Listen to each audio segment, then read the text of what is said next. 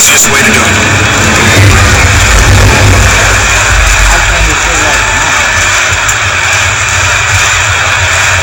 Zimmerman squares around with the corners crashing and takes a strike.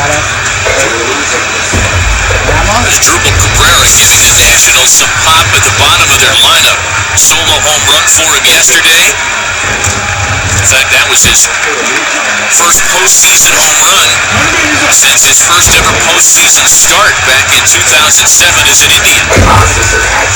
And a double here moments ago. Zimmerman bunting the foul behind 0-2.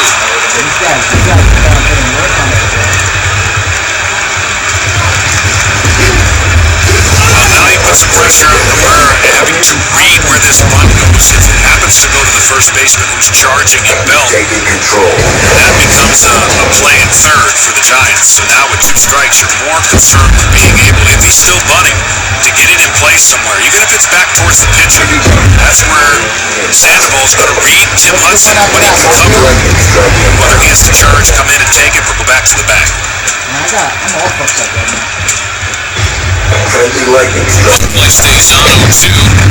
And Zimmerman pulls back and it's a ball and 2 strikes.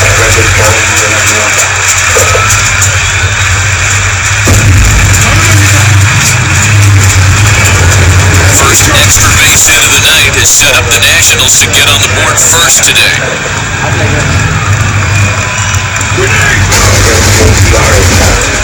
Jordan Zimmerman can handle the bat. 9 sack bunts. That's a top 5 total among National League pitchers.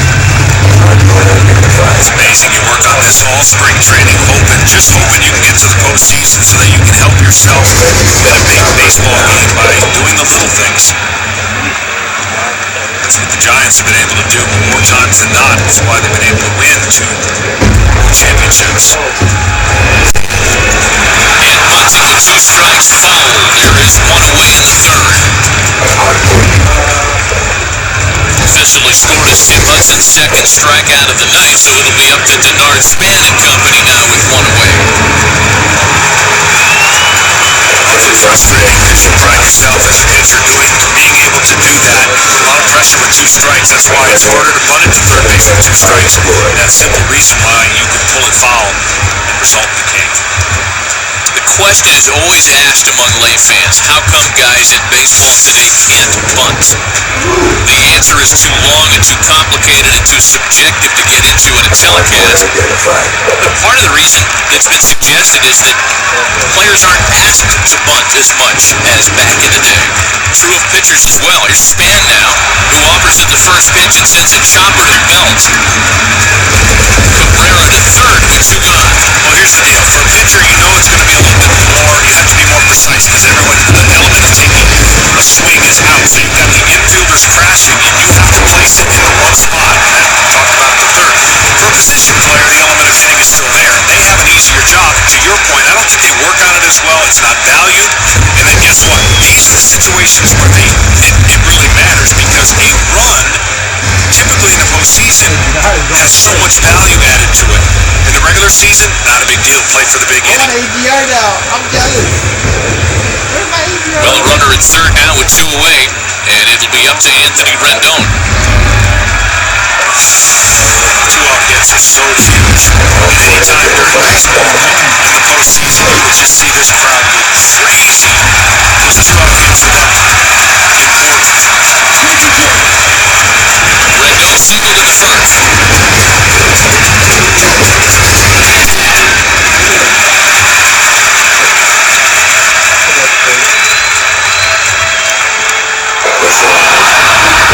The Nationals without a hit so far with runners in scoring position.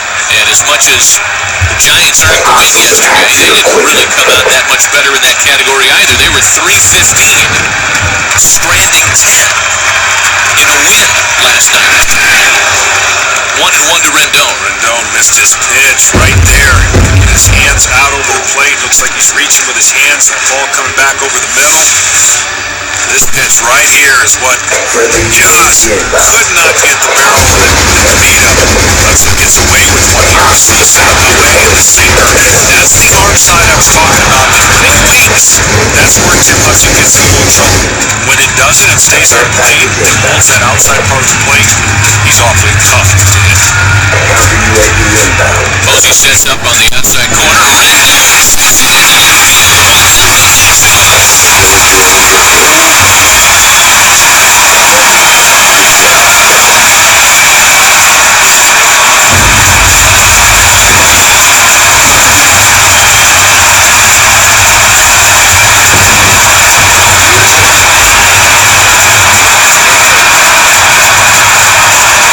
Washington's first lead of the series.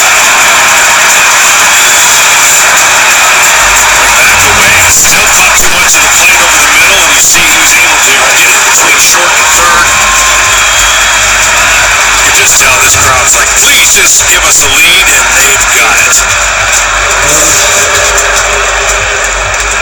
A couple of singles for Anthony Rendon tonight.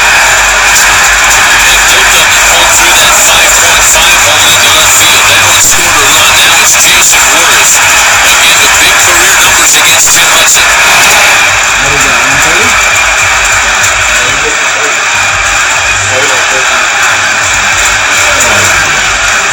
Good play by Buster Posey. Keeps Rendon at first.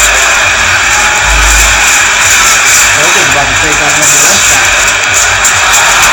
Well, Joker, I'll get you 5,000 on top. Jason Worth, the most postseason seasoned Nationals player 5,000. in the seventh postseason of his career. 400 behind him. Takes a fastball to make it 1-1. That's what? Adam guy? Loves working the count every once in a while. I would say about the second or third. Depends what he wants to do. He'll jump on that first pitch just to change the rhythm. Seeing about 4 1/4 pitches per at bat. Back up breaking ball misses. It's 2-1.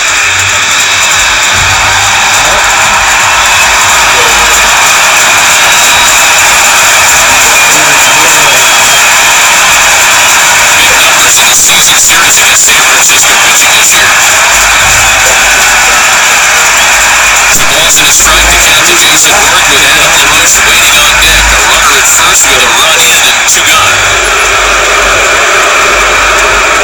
Now in our discussion earlier, John, of San Francisco's recent postseason success, a National League record 9 straight postseason wins entering tonight. This is just the second time they've trailed in their last 10 postseason games. It's just amazing. Worth with a drive to center field. Blanco setting up with room to retire the side. The Nationals do have their first lead of the series, however, thanks to their young third baseman Anthony Rendon. Through 3, 1-0 Nats.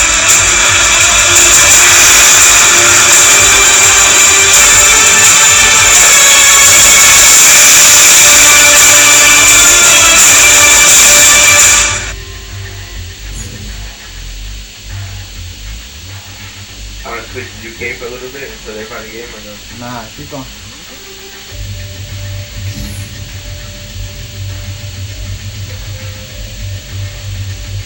Just be quick for the back out. There you go.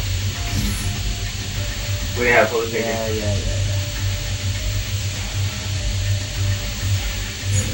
Ah.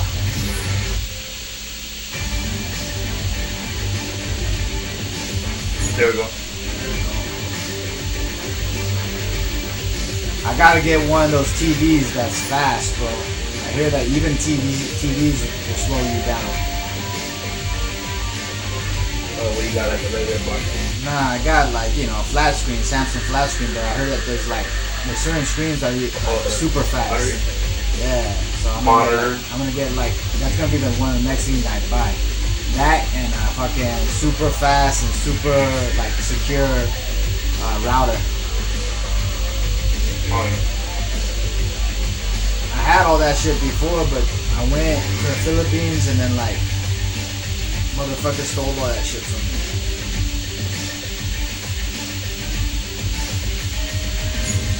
That's the Philippines? Yeah, I opened up a PC internet cafe.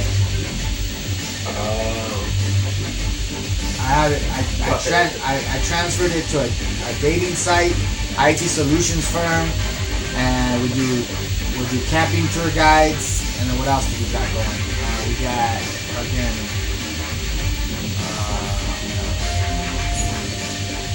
Still have it over there? What's that? Still have it? That Oh yeah, sure. Absolutely. I have about 10 IT engineers working for me right now. If I want to fuck people up, believe me, bro, I can do it. Just it would take away all the joy of this game away from me. I fucking like the fucking hunt. I like fucking people up. If I start booting people off, what's the fucking point of it? Stupid.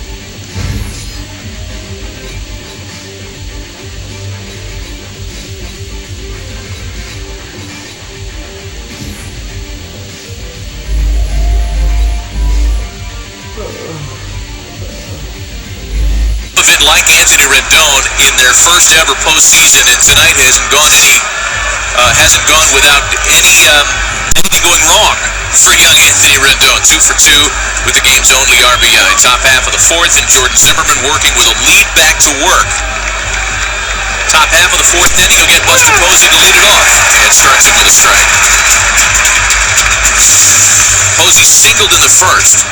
One of 3 singles for the Giants tonight.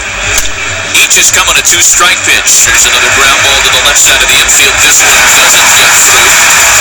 There's one away for Jordan Zimmerman. Zimmerman very aggressive. Something we asked his pitching coach Steve McCaddy about between innings.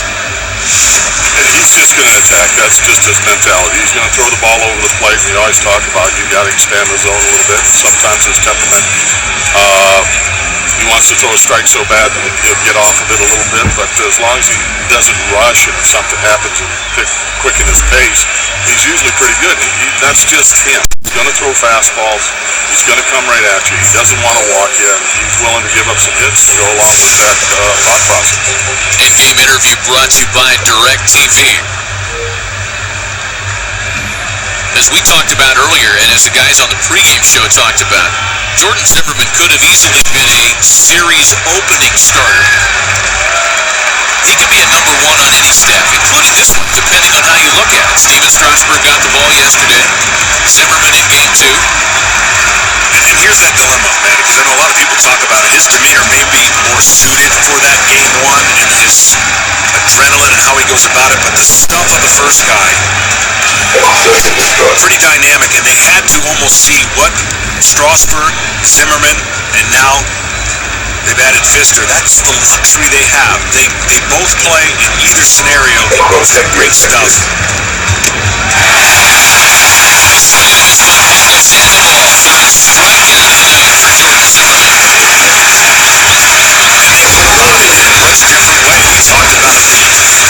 Strasburg just sitting back for a ride because he's got great stuff. This guy will get you racing just watching the game. You want to play defense behind him because he's quick, he's attacking, and when it looks good, everybody goes, man, let's throw that fastball. She got bases emptied out from Hunter Pence, who was also single tonight, offering on the first pitch.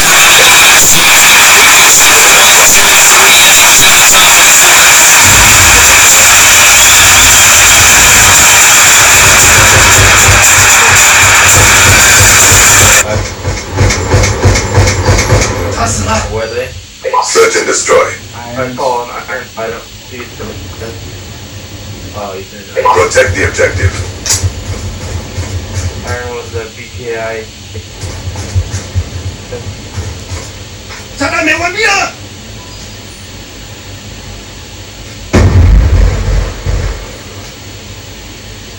Shield. My guy, I don't see shield. Go around him, go around him. Go play. part of the plan.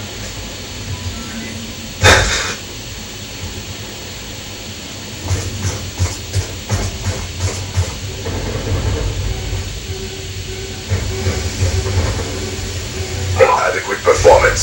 Get ready for the next round.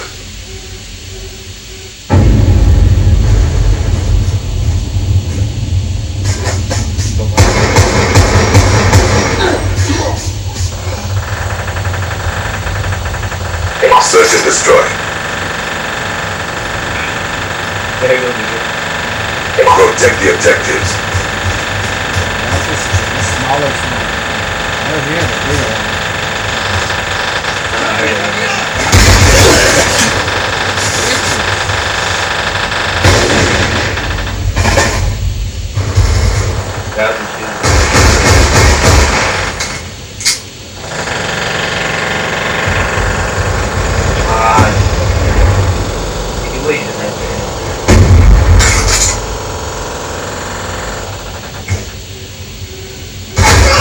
He's gone.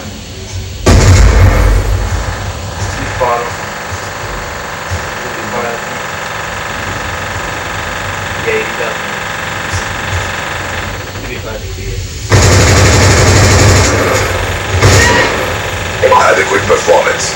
Get ready for the next round.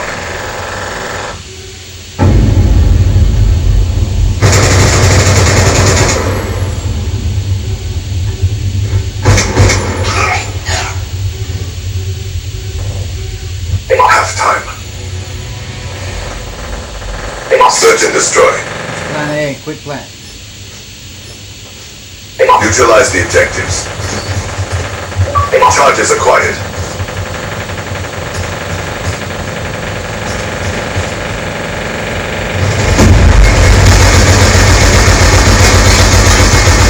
What's that? 1, 2, 3 in that top of the fourth. San Francisco hitters had reached base in 10 straight innings in this series. So if you look for small moments maybe for the script to flip, that top of the fourth may have been one. Adam LaRoche leads things off in the Nats fourth, and on the first pitch, it's a fly ball to foul territory that Pablo Sandoval runs down. So we have two starters, John, who are aggressive strike throwers, and each lineup has kind of responded as such. We've seen a lot of early swings today. Yeah, and if you make a good pitch on a strike and the hitter attacks it, you're going to get outs. If you don't, you're going to get quick action. I think that's the theme of tonight's game, the theme that each hitter knows. Look, they don't walk many people. Tim Hudson started his career with the Giants by 4 straight games of 7 innings or more without walking a guy, so you know he's going to attack the strike zone. Pick one out that you like. Ian Desmond takes a pitch on the corner for strike one. That's the area right there. I don't care if you're looking for it, you can't hit it. You've got to have that ball come back more over the plate. That was 8 away. Posey sets up the way once again, and a ground ball base hit back at the corner. Ian Desmond's first hit of the series. Jim will do this every once in a while. He'll change his arm angle to get more sync. Watch him drop his arm angle down almost 3/4 to try and get that ball to stay right back out there that you saw it come back over the middle plate. That's what you've got to do, attack a sinker baller up the middle. Another base hit for the Nats.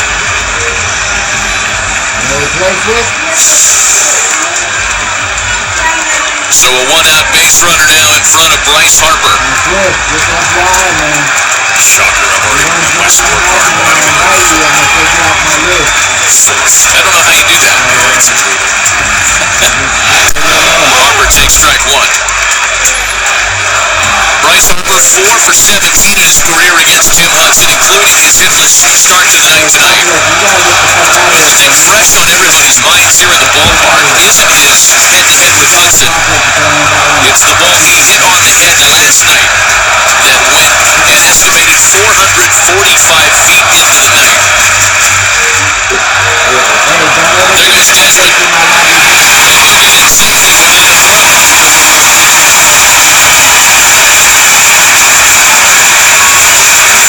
Oh, yes, that's a huge break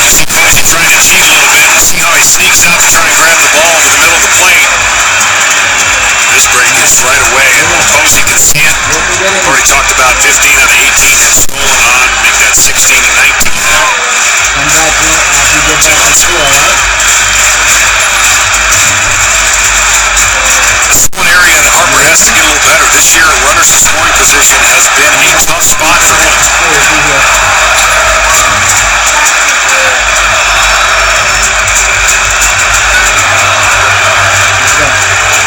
173 average, and it gets a lot worse with 2 outs.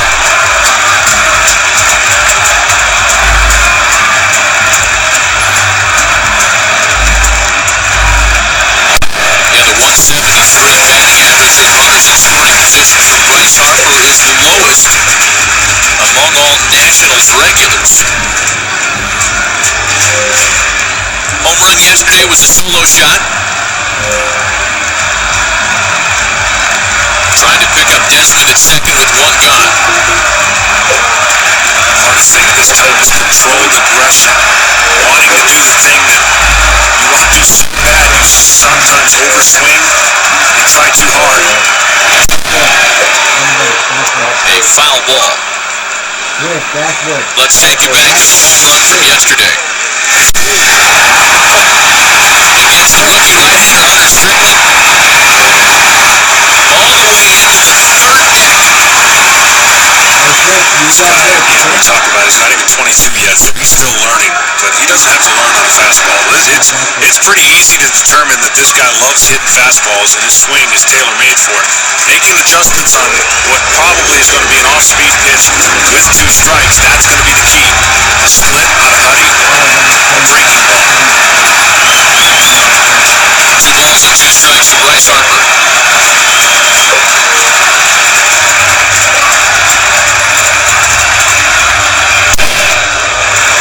The expectations placed on Bryce Harper to hit a 445-foot home run every time he steps in are great.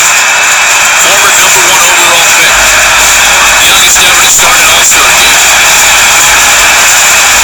2 postseason home runs before his 22nd birthday. The Gatorade commercials, a lot of intensity. At the end of the day, he's still 21.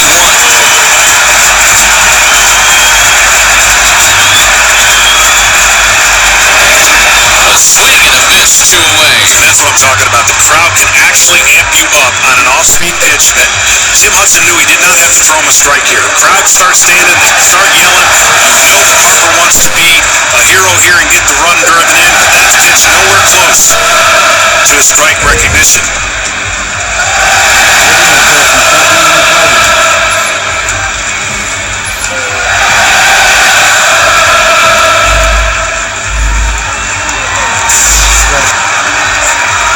So 2 gone now with Desmond still at second, and it'll be up to the catcher Wilson Ramos, who is 0 for 4 so far in the series.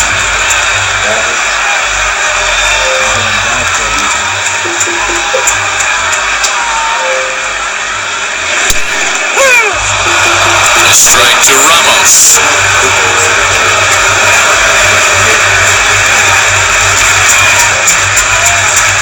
Try to go in there for a cycle.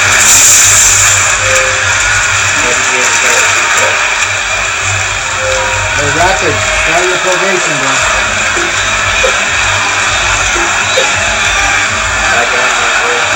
Hudson trying to strand a 1-out single and subsequent stolen base, and he gets a really regrettable pass by Ramos on that ball to make it 0-2.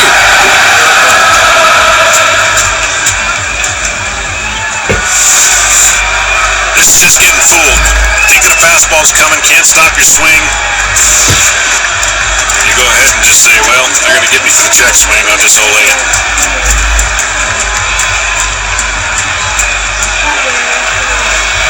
Rapid, start your probation. We'll pick you up the next game. Desmond is second with 2 gone. Help him out, Bob. We'll pick him up the next game. Hudson trying to hold the deficit at 1-0. We'll pick you up the next game, man. Very close to the spot. He got that cold strike to start the plate appearance. This one misses, and it's 1-2. That was one of the firmer ones. He was really trying to lock him up away. You see him a little bit overthrow, the ball elevated.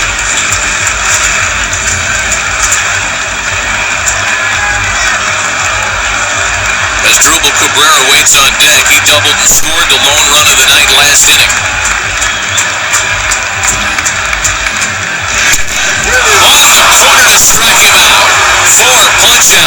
Four-time All-Star tonight. Through four, still just 1-0 Nats.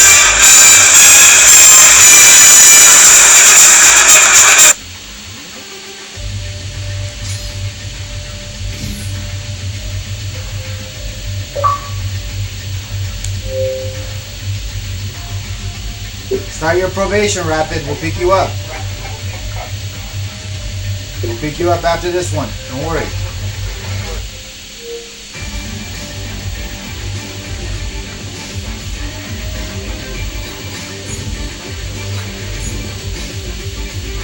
Next time when we say dashboard, Rapid, you gotta be quick, homie.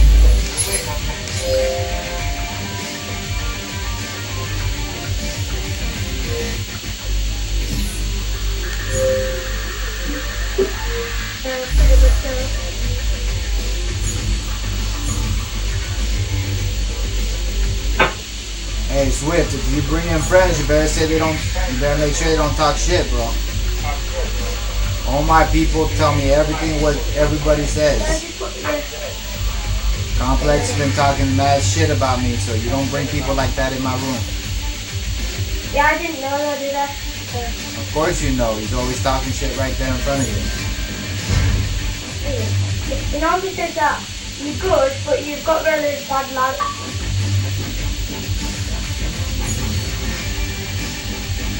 Now we're good. There's that one master that we played earlier that we fucked up. And he backed out because he didn't want his ass whooped again. No, it was just inbound sell. Told you. You got... What game mode is it? Domination. Just Reggie shooting. Let him run. Everyone straight to B, straight to B. What's up, Fury? We'll pick you up after this game, Fury. Capture the objectives. Duncan Shen. Securing C. Charlie locked down. Securing B.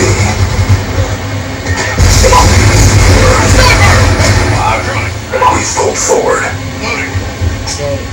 Let's dominate these guys. On the move! Let's dominate them.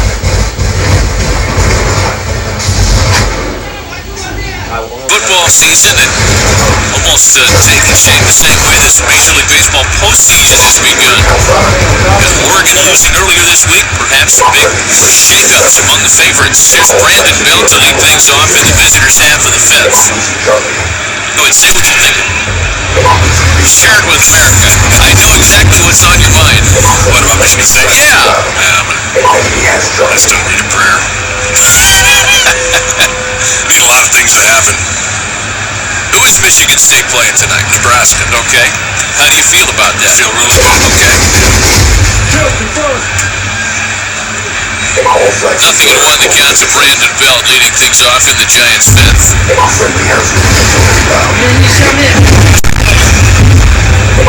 Almost hit him. Misses inside. It's a ball and a strike. 3 strikeouts for Jordan Zimmerman tonight. He has not walked a batter. Giving up just the 3 singles. A 1 homer to first. Adam Alonso. Over routine play for him, and there's 1 away. As this game goes on and the starters stay in it, you see maybe more and more a little bit of the blowing on the hands, the wind that's bringing in a little bit of a cool temperatures. You see, no longer do you have to step off the mound to go to your mouth or on your hands. So each pitcher goes about it different ways. I don't ever remember Zimmerman having sleeves on. It's 35 degrees. He may just appear that way no matter what the temperature is. There's Brandon Crawford now with 1 away. Yeah, I think it's, you're breaking the code as a Wisconsin native, as Jordan Zimmerman is, by putting on sleeves or showing any effects from cold. You're not supposed to do that if you're from the north. JP, a very proud Wisconsinite is Jordan Zimmerman. He is, Matt, and a great ice fisherman as well. So, as a great ice fisherman, of course, no need for sleeves today. He lives still the towering sport, Auburndale, Wisconsin. Population 703. He told me a couple weeks ago he can still go out to dinner in the wintertime without really being bothered. He's just one of the guys there, Matt. I mean, I don't know where you do go to dinner in a town of population 700. I'll tell you this, we're keeping it as good as long as he wants to. I helped set the up. Oh, you talking about Badger? Yeah. Oh, yeah. Lost his ball. 2 balls and 2 strikes against Brandon Crawford. Another bouncer for the O's. For 15 years, a guy that feels really good about his fastball, and he's attacking these hitters with the exception of a couple breaking ball base hits by the Giants. There's a couple at bats that have overmatched with his rising fastball, and he has been really good with the amount of pitches he throws per out, as you said, and the fact that he feels like the rhythm of the last second half, he is virtually and has been unbeaten. There's Travis Ishikawa now with 2 out and the bases empty, and on the first pitch, sprays a ground ball to the near corner. Rendon is up 1-0. Very quick inning. Jordan Zimmerman is retired 10 in a row. And here at Nationals Park, more than just 703 people cheering on his behalf tonight. Still 1-0 Nats. Track coordinates received inbound.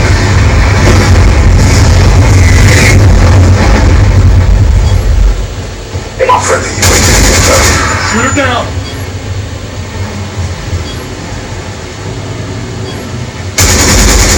RC UAV awaiting orders. Hunter killer drone on standby. Yeah, I'm coming after Good this job, shit. Sims. It's got Get like ready for the next 10 round. minutes left.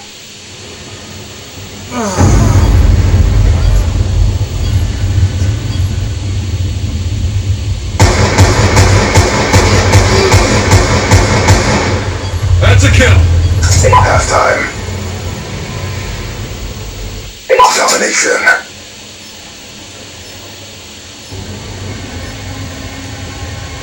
Secure the objectives. Friendly UAV inbound. Securing A.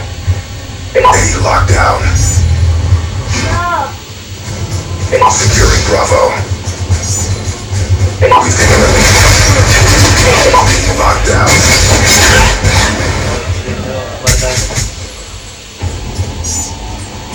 Escort drone inbound. Friendly hunter-killer drone deployed. Stealth chopper inbound. Lightning strike coordinates received inbound.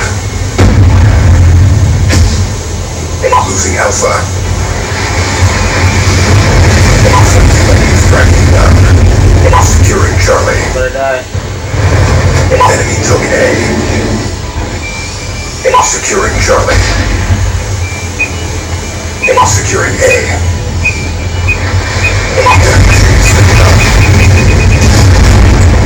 Lightning strike coordinates received inbound. Losing C. UAV inbound. Mission almost complete. Don't quit now. Death machine spinning up. Securing C. All flags secure. Hold your positions. Losing Bravo. Friendly escort drone inbound. Friendly Hellstorm missile inbound. Lightning strike coordinates received inbound.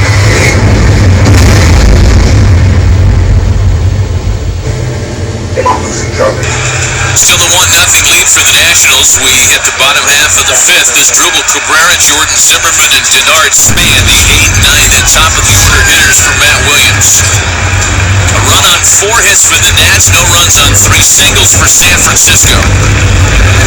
And in stark contrast to some of the postseason track meets we've seen around the league, this has been a rare, so far this postseason, rare pitcher's duel.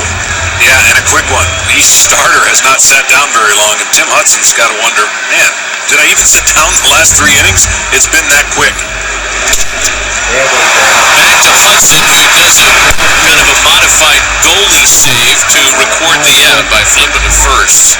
So Tim Hudson tonight making his 9th career postseason start. His one home run hit came back in 2001, Game 2 of the ALDS, when he outpitched Andy Pettit for a 2-0 win. The A's took a 2-0 series lead back to Oakland. They lose that series in 5 games, and as a result, in part, Tim Hudson has never made it out of the division series. Amazing when you consider his postseason experiences. This is the 7th time that he's pitched in the postseason. His teams have never advanced to a league championship series. Now he's still trying to get that sting. There's Jordan Zimmerman now with 1 away and the base is empty.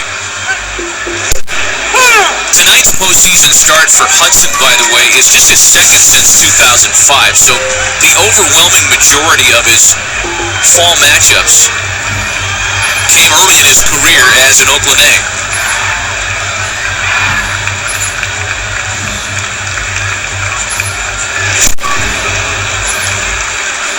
Nothing to the count to Zimmerman. Well, you know when you're taking on a postseason start, you know the in-between innings are going to last a little longer. Commercial breaks, so you prepare for it. The last 2 innings that Zimmerman has been on the field has been less than 6 minutes total.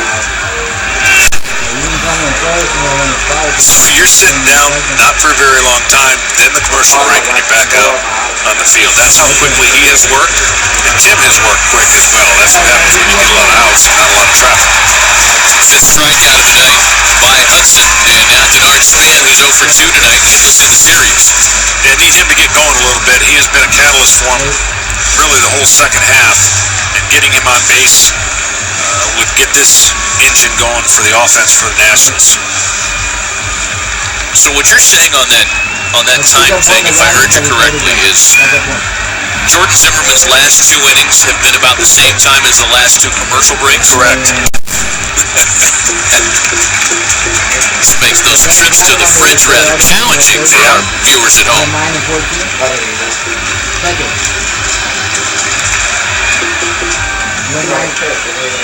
A ball and no strikes, the count to Denard Span. Denard Span, like Tim Hudson, trying to get to a league championship series for the first time in his career. His frustration's not quite as pronounced as Hudson's. Twice as a Twin, Span went to the division series only to lose. Take a look at that to quantify Tim Hudson. 9 starts in the LDS without moving on, the most ever. And again, this is his 10th tonight.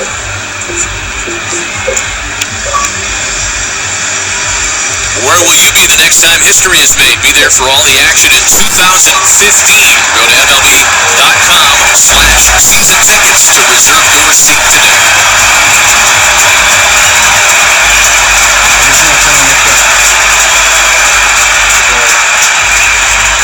Hudson would like to end this inning right here because Anthony Rendon on deck is 2 for 2 for him this afternoon. 2 balls and a strike to count to Denard Span. To 2-2. Hudson's done a nice job just mixing it up, even when he's behind the count, putting the ball in places where it makes it difficult for the Nationals batters to really get locked in and look at one area. You can already tell that the rest has helped him, and his sinker and his off-speed pitches have been pretty good.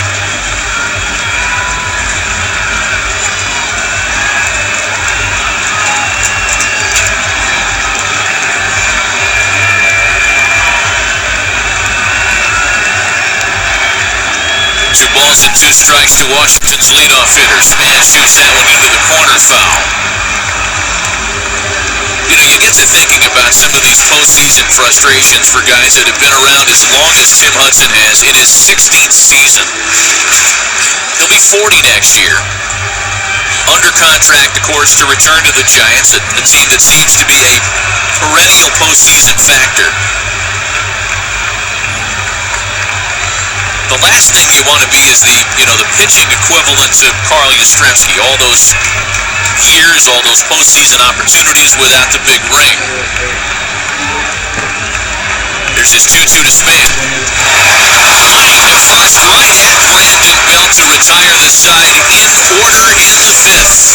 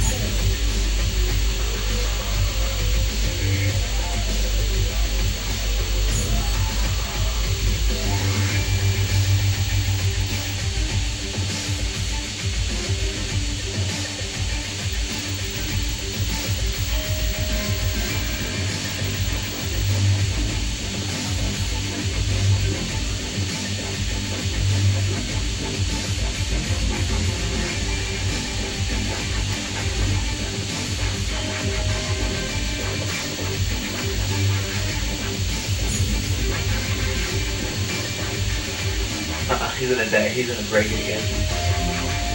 He's gonna Too fast. Yeah, he broke it. Let's pick him up. Alright. What's his name? Alright, What's his name? iTempo? iTemp? yeah. iTemp. Hey.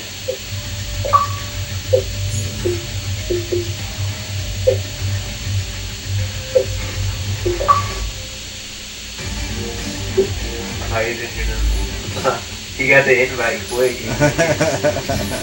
Your lucky day, Temp. You don't have to play solo no more. Here you go. For now. I just invited to the party. Here we go.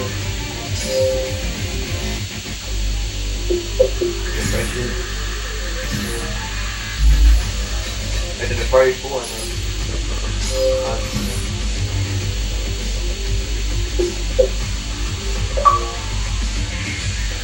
only on the 1-1 streak. What's up, Ken? Yeah, you won the lottery, bro. It's a lucky day, man. I won the lottery. sorry we had to play against you too many times, bro. Yeah. You're like, I'm not playing against these guys no more. Let's pick them up. I'm sorry, bro. Fuck no, man. Because I play by myself, and like I get just the shittiest teammates ever. That's how it works in Mosh Pit, bro. Yep. Presented by Budweiser. Back with John Smoltz and JP Morosi, Matt Vasgersian in DC. 1-0 Nationals as we go to the top half of the 6th. And the Giants open with Tim Hudson, Gregor Blanco, and Joe Panik. Gotta keep it away from Tim Hudson. He likes it in his college days. He set all kinds of offensive numbers. Still swinging a little bit. 3 career home runs. Guy here 0-2. But you do get to a point when you get older, that fastball seems a little bit faster when you don't get to bat but once every 5 days. Dropped down a sacrifice in the 3rd, and that 3rd inning, as modest as the opportunity was, still stands as what was the Giants' best opportunity to push across a run. Leadoff single, then a sacrifice. They had a runner at second with 1 away. Zimmerman struck out Blanco, and then Panik bounced out to retire the threat. Washington's run coming on an RBI single by Anthony Rendon in the third. That's the only activity on the scoreboard tonight. 2-2. What? Translation. What? But if you see me, What do you mean? if I'm gonna split up, so if I have 3, 3, 3, 3. I think it's the name. It would be easy to say that a lopsided score or a bunch of runs would surprise you given the quality of starting pitching matchups we've seen in the series so far. Hey, Ken. Point But to identified. reiterate what we mentioned earlier tonight, For a 50-game win streak, bro. John Lester versus James Shields, Clayton Kershaw versus Adam Wainwright. Both teams combined to yield 36 runs. Tim Hudson strikes out. So Hudson and Zimmerman have both been very efficient tonight. And just by way of comparison, Peavy and Strasburg were great yesterday, but they had to do a little bit more work. Through 5 last night, they were each in the low to mid 80s. Tonight through 5, you can see the difference. Hudson and Zimmerman rolling along a little more efficiently. Yeah, well, when you're throwing strikes and you're on attack, I mean, you, as a hitter, don't want to get to 2 strikes.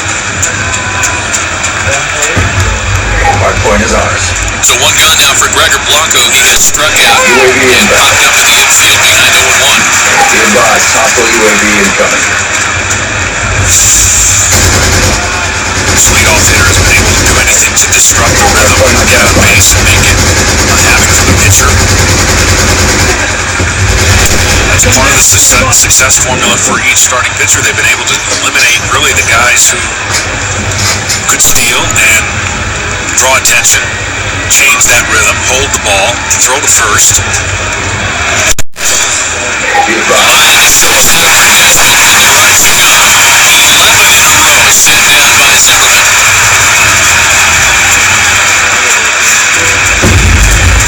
Sure, this is a similar type start. There's no hitter, really quick, working fast, throwing strikes. Your equipment has been destroyed. Probably set a record for the most players ever playing in a no-hitter, I would imagine. Hard point contested. And then the one change in the ninth Hostiles have inning, destroyed your equipment. the left fielder makes that incredible play to end it. UAV on standby. A strike to Joe Manning. Kiloton on standby. Friendly UAV inbound. Hard point identified. I think Matt Williams felt pretty good about himself when he made that move against Steve Souza in left field to finish off the no-hitter. Strike inbound. Manning wraps it up with a first. 2-2 Zimmerman.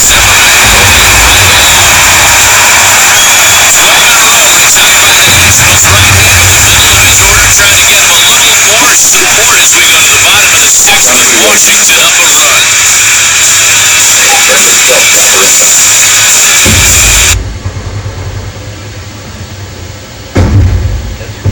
Friendly escort drone inbound.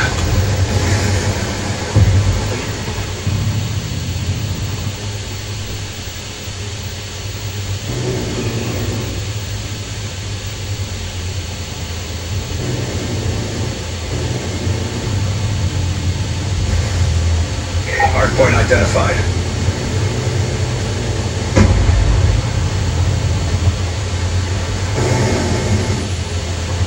UAV inbound.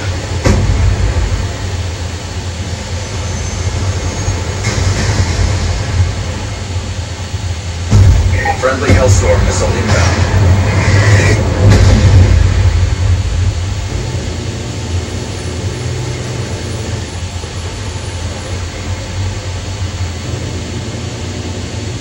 Hardpoint contested.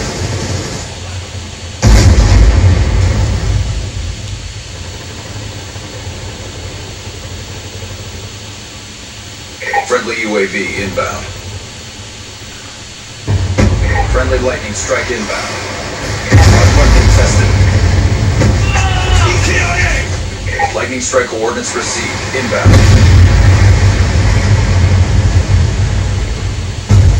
Hellstorm missile inbound.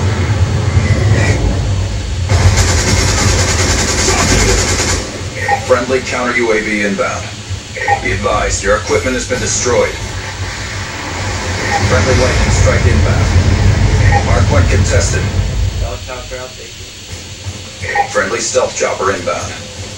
Hardpoint is ours. UAV inbound. Friendly lightning strike inbound. Oh, when you give me. Oh my god. Friendly escort drone inbound. Got that. Friendly Hellstorm missile inbound. Hardpoint contested.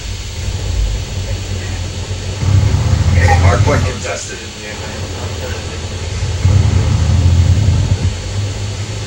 UAV inbound.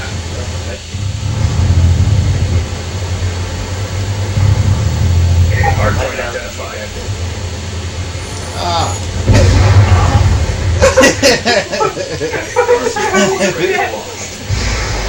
I have my other score sheets wanted to do. A 1-0 game in a simple as flex the lone Washington Monument. Such a terrific day, week and week spent touring our nation's capital. You're of the mind to do a lot of sightseeing on trips like this. Did you get out and see anything this week? No, usually I'm checking out golf courses. And they got some good ones here, by the way. Anthony Rendon leads things off in the last of the 6th. It'll be Rendon, Worth, and LaRoche for the 1-0 Nationals lead here in the 6th inning. Tim Hudson getting a strike called on the outside corner to get in front, 0-1. Something he's done often tonight. Hudson has struck out 4. He has scattered the 4 hits and again yielded the 1 run that came against Rendon back in the 3rd. An RBI single with 2 away. Chopper over the plate. Those 4 pitch good tonight.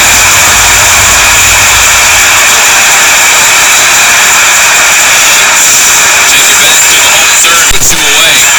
An RBI single left. That's it on the scoreboard tonight. He's placed it perfectly. You're the Washington national crowd. You're satisfied with the lead, but you need more.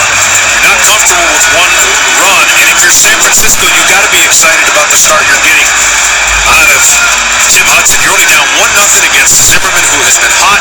So everybody is in an anxious moment right now when you think about Washington down 1-0 in the series, up 1-0 in the game, looking to add on and make it more comfortable for their starter. And here for the 3rd time is the matchup that many believed would translate into success for the Nationals. Jason Worth, with significant previous success against Tim Hudson. A .386 career hitter in 44 at-bats with 4 home runs.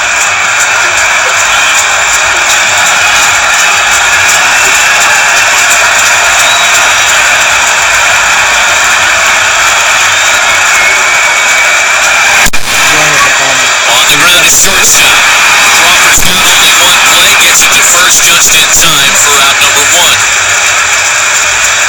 I'll tell you what, as a pitcher, when you know a guy has had success against you, as we see this chopper and a real good sinker thrown to Jason Worth, you look at the film, you see what the other guy's been successful against you, and you try to adjust. And he's done a nice job adjusting against Worth, mixing it up, not relying on the same type pitches in the counts that he had before. So that's 1 hurdle for Tim Hudson coming into this game. That guy had had a lot of success off of you, and you want to make sure you make the pitches to at least temper that. So here's Adam LaRoche, also 0 for 2 tonight. Runner in scoring position for him with 1 away. Kangaroos are going to keep going. Let's go. Let's go. Kangaroos jumping. Well, the shift they have now with a runner on second puts pressure on Panda because they've got to protect against the steal. You see where they are. They would have Sandoval way over more if there was nobody on. So your guessing game is, if you're going to steal, you got to get a good jump, and Sandoval's going to have to read that as the pitch is going to the plate. That's what these shifts can do, get guys out of position and make it difficult to defend against the normal plays. Sure. 0-1 to LaRoche, almost got him.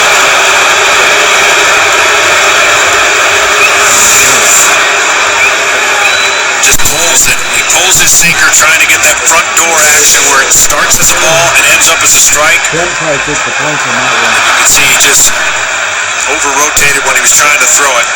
A sinker baller's front shoulder has to be so good for him to have that natural sink and keep his head still. Tim Hudson doesn't have the quietest head when he delivers the ball. 1-1 LaRoche right. Little shift for Patty. Shallow right. Almost in that beer league rover position. He's able to throw out LaRoche. Rendon to third. At the top of the order, as we showed you earlier, we'll refresh it. Just 5 for 25 in the series to take Rendon out of there, and it's been a lot of futility. Yeah, it has been a lot of pressure in this lineup, of course. Very few chances, although they've had a couple now with man on third and 2 outs. They cashed in once. Looking to get another big 2-out hit. Ian Desmond hasn't been sitting a stolen bag tonight. We do that in our sleep, man. We get that His first hit of the series came in the 4th. 23 bad day for me. Tim Hudson's been starting right-handed hitters on that outside corner very successfully tonight, and from my eyes, John, it looks like he's had a real pitcher's-friendly strike zone to work with. He has, and it's a good one for him that he stays right there. His lower body looks so much better. He's driving to the plate, which allows that sinker to have life at the end, and he's holding its plane, meaning it's staying in that lane where Posey wants him. Every once in a while, you're going to get that. You're going to get an overthrow, and you're going to pull it. When you pull a sinker, it does the opposite of what you want it to do. And so when you stay back and allow that natural movement to take its place, that's what he's been pretty good at. He's mixed in some really good off-speed pitches to keep him off of it. One guy on my team, 1-7. The other guy, Tim looks a lot better than he has in the second half, where the numbers skyrocketed in ERA. Tim Hudson is the right-hander. And not nearly as pitched last night, but also up in the bullpen for the Giants.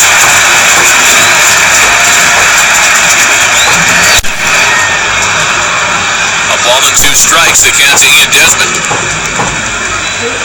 So can you tell the difference, I mean, just physically, and you know Tim Hudson as well as anybody, having been staff mates for such a long time, tell the difference when that hip isn't giving him any trouble as it appears to be the case tonight? Yeah, absolutely. And, you know, again, the foundation down below your feet, your legs are going to correlate up top. The biggest thing for Tim Hudson, when he's throwing a good sinker, it looks like a split finger. It doesn't look fair. And when it gets lateral, or there's not that tilt to the sink, it's more hittable of a pitch, and he hasn't thrown too many of those. Remember I said arm side, sinker get away from him into a right-hander. He's done a great job of that. 6 strikeouts for Jim Hudson tonight as Posey finishes with a throw and a leadoff single is left stranded. We play 6 complete. It's still just 1-0 Washington.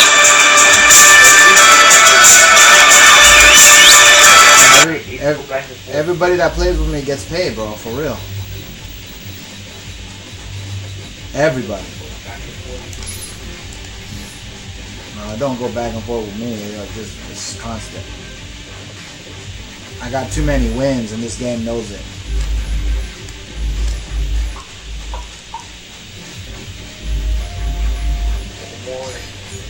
Want to beat the match. There we go. Let's do this. Let's do this. Is it 2 platinums, 3 silver, and a gold? 3 silvers and a gold. 2 platinums, 3 silvers, and a gold. Read that after so it's going to game over with. Search and destroy. 3B, 3A. One of them already dashed, another one's about to. Yep. You see, that's how it is, man. That's how it is. Defend the objectives. They like to whoop an ass. They always dash them. But they either break it, and we ask them not to break it, but they still do it though.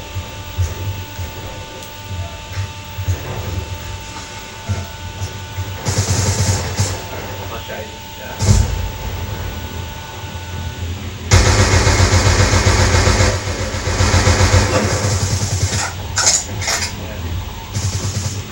He's running away.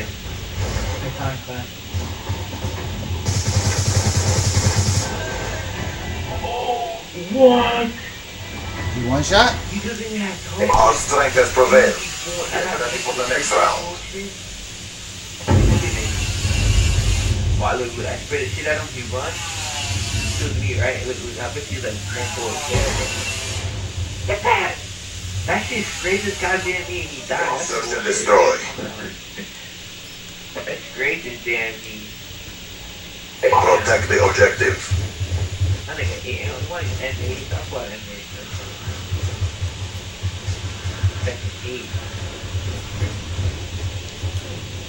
يتم وضع المتفجرات. That bullet touched his goddamn so he died, bro. That's how one time I swear to God, that bastard killed me again.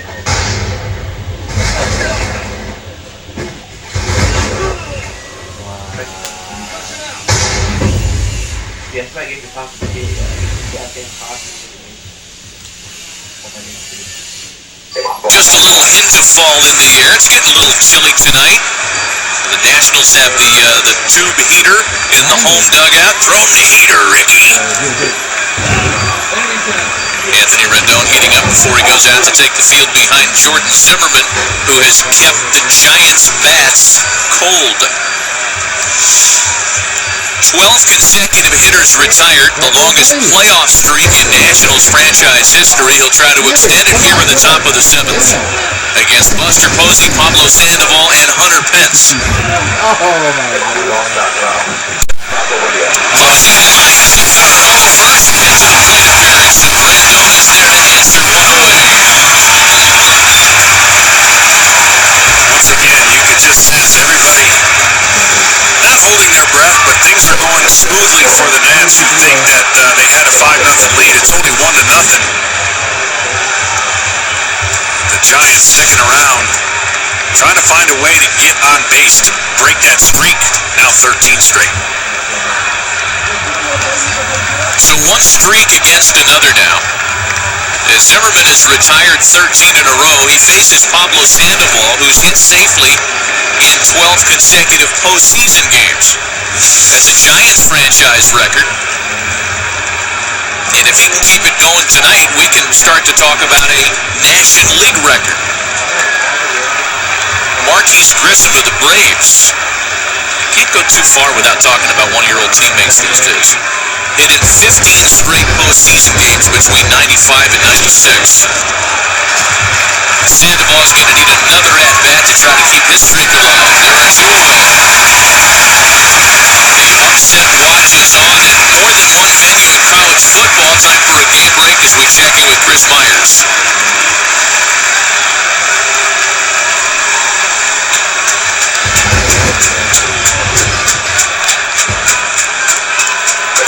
Oh, he feels off.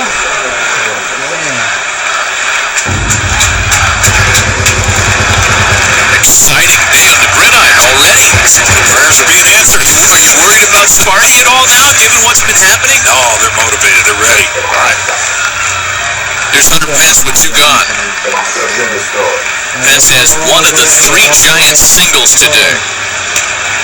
Rare 2-0 count here in the last 4 innings. Seems like everything's been strikes and action right after that.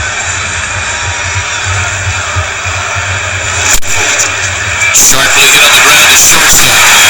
15 in a row retired by Jordan Zimmerman. The Nationals lead 1-0 as we hit the 7th inning stretch and keep the telecast right here to honor our country with God Bless America.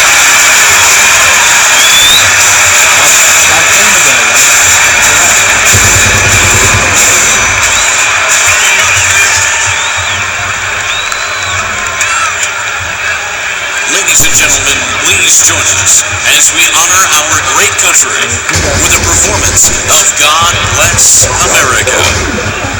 Once again, D.C., Washington.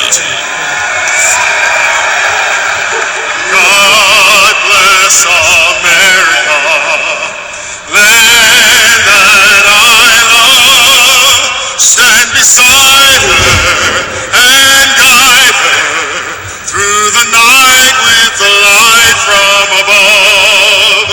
From the mountains to the prairies, to the ocean's wide we foam. God bless America.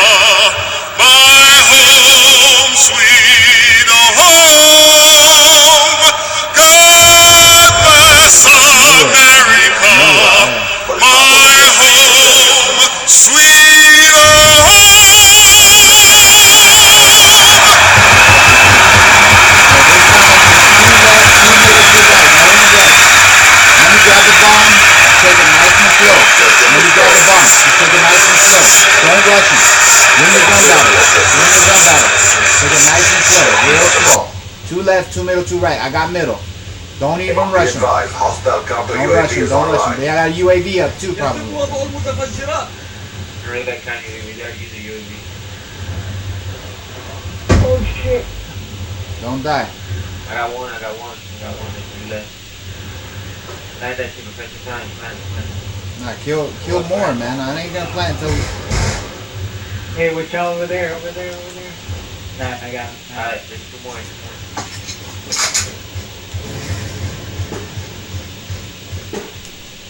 يتم زرع الألغام.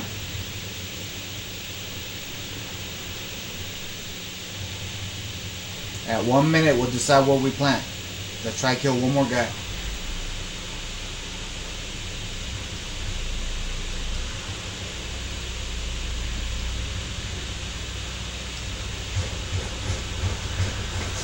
I'm thinking B, guys. Let's go B. B. Go for it then. Everybody B.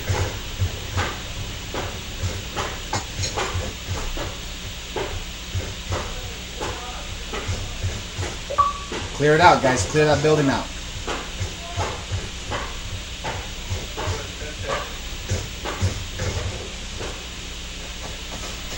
It's too close. Push back. Charge is set. يتم زرع الألغام. One left. Yeah, I got eyes on bomb. Don't attack him. Don't attack him. Don't attack him. He's over there. I'll get him. There we go. There you go. Alright, this round, same thing. Let me grab the bomb and take it nice and slow. Real slow.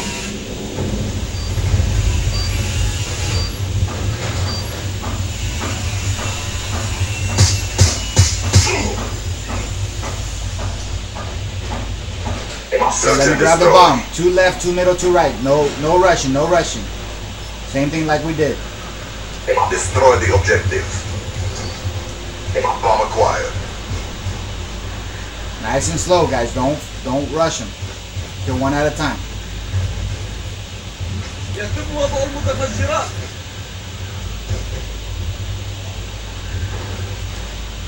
That's a loud ass footstep.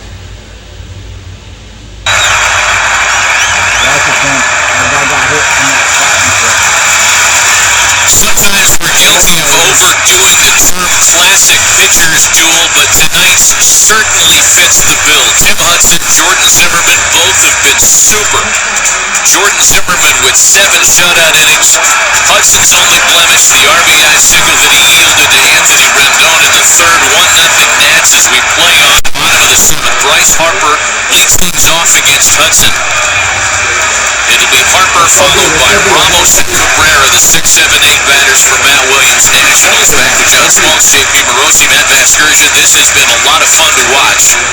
A 1-run game in the bottom of the 7th. Yeah, it has, and we probably thought this was going to be the game you were going to watch last night. That's not the case. These 2 pitchers have been on their game, throwing strikes, and they're keeping the ball out of the middle of the plate. That's why it's given the hitters so much problem.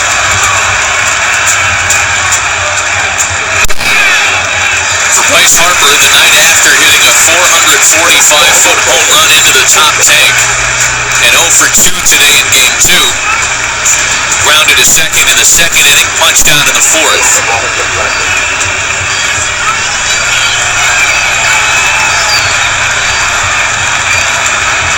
The 1-1 on the inside corner to put it behind 1-2.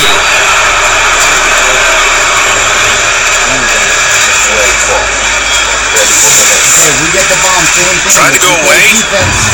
Rarely do you get that call when you miss that bad, but Harper gave him a little bit of that. Come on now, his glove was way out there. Don't go after him. What are you talking about, Willis? Don't even go past the bomb. It's a defense. If they're offense, same thing. You grab the bomb and you take a nice and Stays alive on the ball with 2 strikes. You grab the bomb nice. Bryce Harper's got great bat control, this we all know, and before the game, we actually had a guy in our production truck That's counting. really badass. We need you He got to 39 in 19 seconds. You gotta be the dude to play. There's a commercial endorsement there somewhere, marketing people. Ichiro, eat your heart out. A ball and 2 strikes.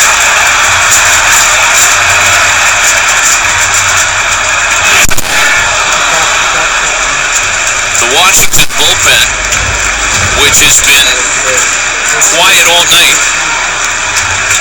has Tyler Clippard up and throwing just in case. Jordan Zimmerman showing no signs of cracking, but if the Nats can have an opportunity to perhaps put somebody aboard here and score an additional run, Matt Williams at least wants to be ready. Yeah, that could very well be the case when you're thinking about an added bonus run or two. That is huge, and then trusting your bullpen, which has been really good from the seventh on, and in this case it would be eighth. Plan A then, plan A. Yeah. Harper grounds to pin. It be Brinkley to his left, and there's one away. It's amazing the contrasting styles between the two starters of each club in these first two innings. For Tim Hudson, he's kind of a drop and drive, relies on sink and movement, kind of similar to Jake Peavy, and then two tall, powerful pitchers for the Nationals. Stand up, kind of get after it with a fastball. Both have done very good in this game, and of course kept their teams in it. But you get the sense still like it's just 1-0. Here's Wilson Ramos now.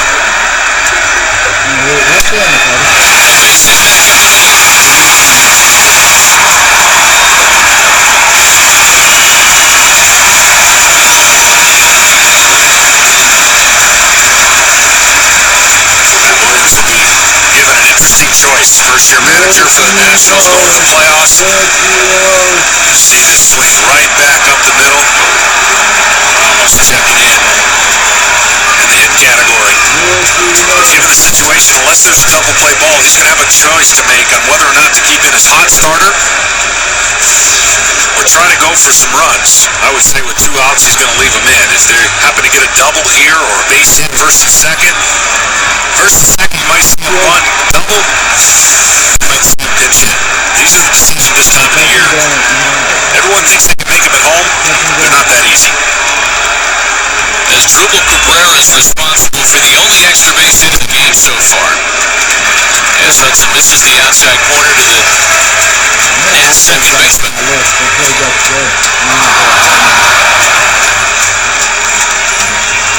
Danny Espinosa has bat. Nate Sherholtz has bat. Sherholtz had a pinch hit double in last night's game.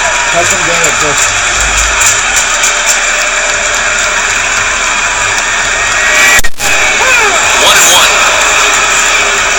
Gives you the sense on a night like tonight, and granted the stakes are ratcheted up in the postseason, Tim Hudson has 214 career wins. He'll be 40 next year. He's been in the big leagues for 16 years. The big takeaway I draw from that number is that we might not see another 300-game winner in our lifetimes. Yeah, highly doubt it based on the way the game is going. 2-1. The luxury of some really nice, good contracts, and guys not maybe playing 20 years anymore. And I say that because Tim Hudson is the active wins leader in baseball with 214.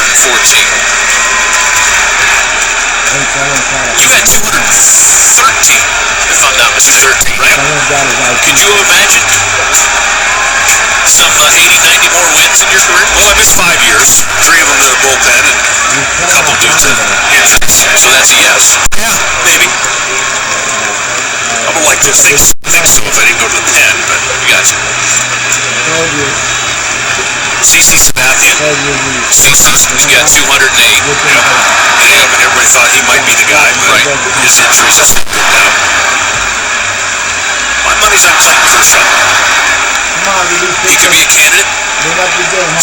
So many things have to break your way. You've got to pitch for a good team for a lot of years. You've got to stay healthy. 300 wins. 2 balls and 2 strikes to Cabrera. Sticking around. Again, Tyler Clippard is hot in the bullpen for the Nationals at this point. And whether or not we see a pinch hitter for Jordan Zimmerman will have everything to do with his plate appearance against Drupal Cabrera, as Scott mentions. Cabrera fouled that one off his foot, walking it off. Trying to get the feeling back in his front foot.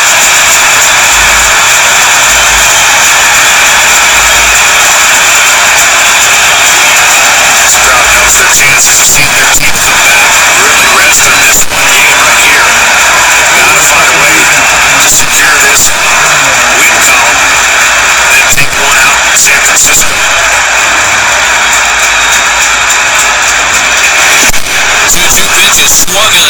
Strikeout number 7 for Tim Hudson tonight.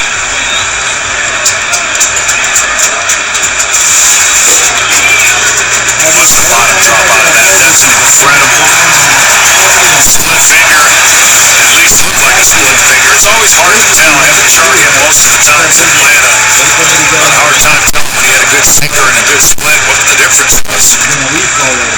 That change of speeds right there. It just got Cabrera off balance.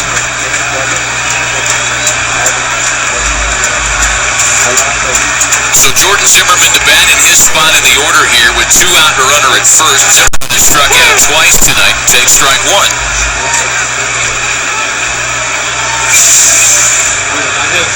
The scores in Tim Hudson's last 5 starts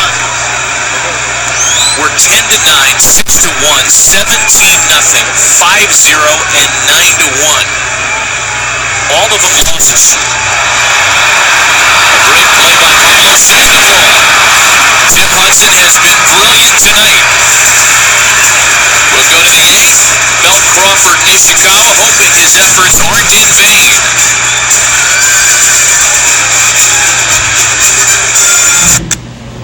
How many times did you have to break a lot of stage time?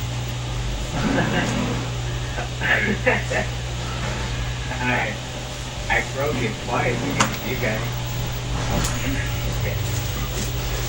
And then the rest, I just like, I played it, then like, I would just get like, because everybody plays 6 man, or 4. Yeah.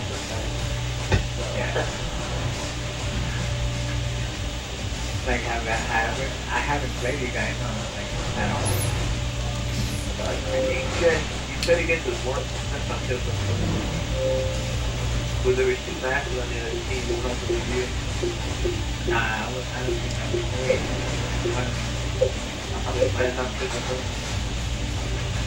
Hey, check to see who those guys we played. It was Wax Shoe was one. What were the other guys' name? I Try for Spawn. Oh yeah. And who else? I'm gonna add. I'm gonna. Who were the other 2? Psycho Snipes. And what was the last one? Yeah.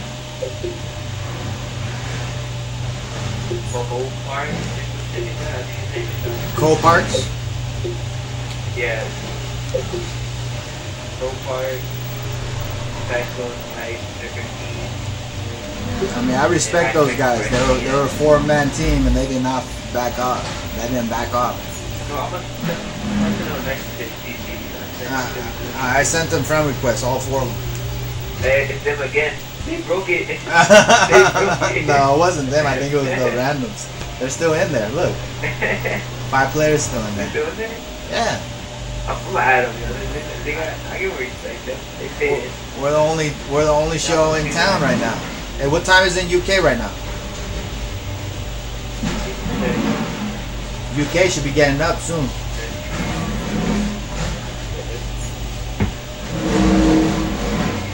Oh, I told you they're still there. But they're gonna get slapped on domination though. They got some balls. Yeah, they're gonna get slapped on domination. Domination, you can't fuck with us. Yeah. Actually, fucking, to be honest, Clear to Detroit got stronger team and they held their own.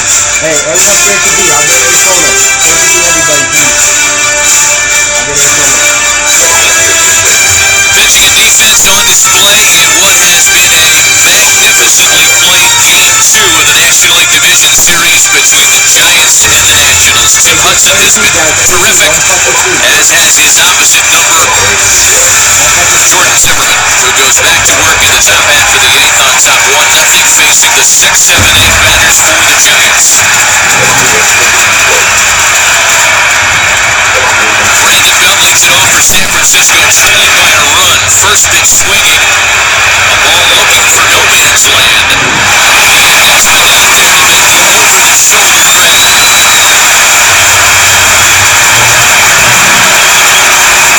It's below Benjamin over the shoulder. This has been unreal, this game. The tempo, everything going. This could have easily fallen in. He gets there, plenty time over the shoulder. Makes a issues for Zimmerman. AB, guys. AB, okay. Somehow the Giants got to get him out of the stretch. Then the blue, the red tape on the left, nothing from there. Hot sniping. Hot fire him all day. Brandon Crawford hitless tonight after a 3-hit opener a night ago. Just 3 giant singles tonight. And the Mariners keep the difference 3 to the game. Zimmerman has retired 16 in a row as he gets in front of Crawford 0-1.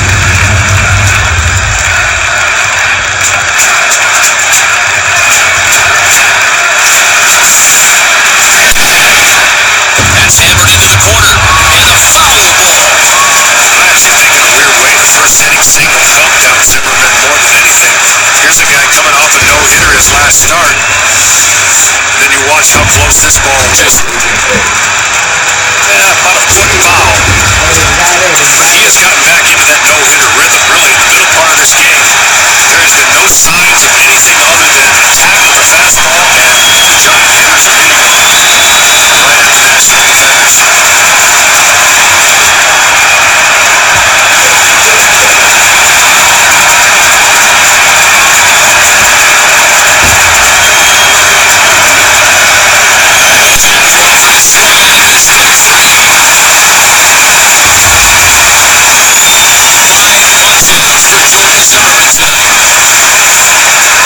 Climbing the ladder, fastball aggression, Crawford out of the zone.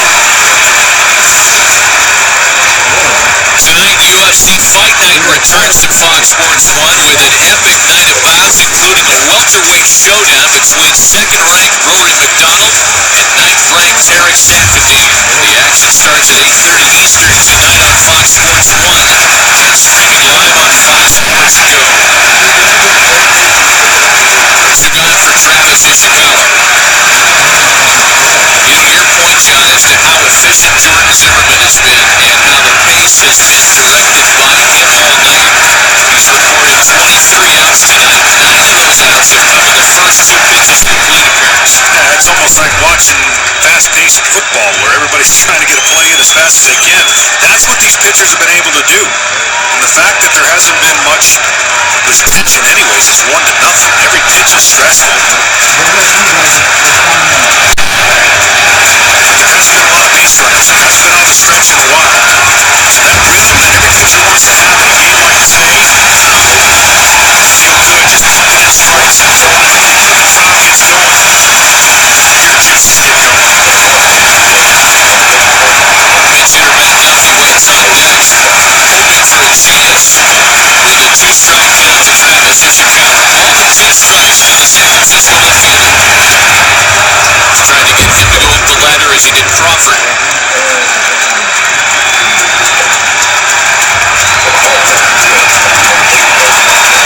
One of the side benefits of retiring 16 in a row is that it means Zimmerman may only have to face Posey Sandoval in Pence 3 times tonight. Yeah, it's just been an outstanding job. I looked at this series and you go, okay, the Nationals, no-brainer. Their staff speaks for themselves. 2 starting pitchers for the Giants, losing records, doesn't tell the story. Didn't get a lot of runs. They sacked it 2-1 to 2-1 lead. So we only got 1 run. Now between Strasburg and Zimmerman, we got 2 runs. Line to first for Morales, who now fields right to make the play. Another 1-2 inning for Tony Zimmerman.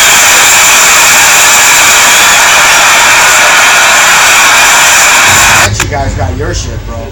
And with fucking with and it's the same guys fucking with Joker. Because they see that you're playing with Joker, so they got your IP, they got his IP, and they're fucking with you both. Domination. I don't know how they get Joker. Joker doesn't go with them. Secure the objective. Dude, all he has to do is accidentally go into a room with them and play against them or whatever. Doesn't take much for them to get your IP. We have taken the advantage. That's why you never accept invites from nobody.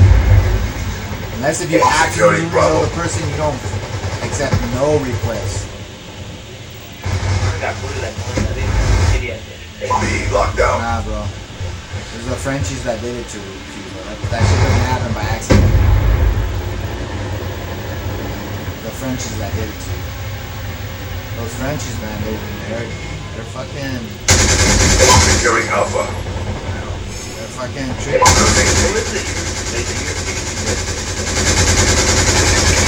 This is the American guys, but they're learning it from the European guys are starting to follow the Americans. It used to be like when I played, I feel like I used to like have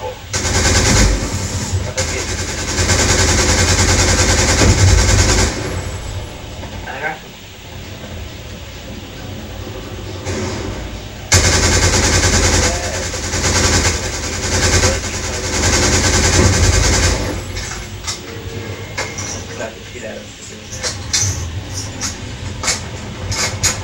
I got at least a positive one.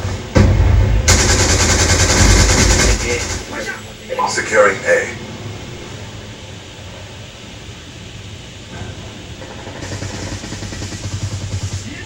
All flags secured. Hold your positions.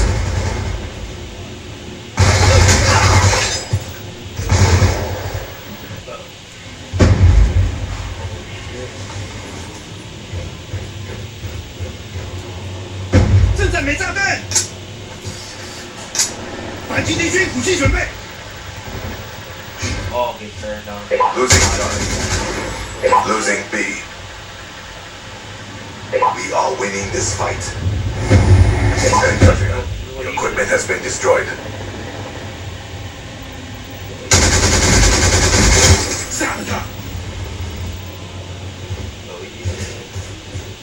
On MLB Network, Lance Lynn and the Cardinals try to take a surprising 2-0 lead on Zach Greinke and the Dodgers. Then tomorrow on TBS, the Orioles face the Tigers on top in an elimination game. The Angels square off against the Royals, down 0-2 and going back to AC.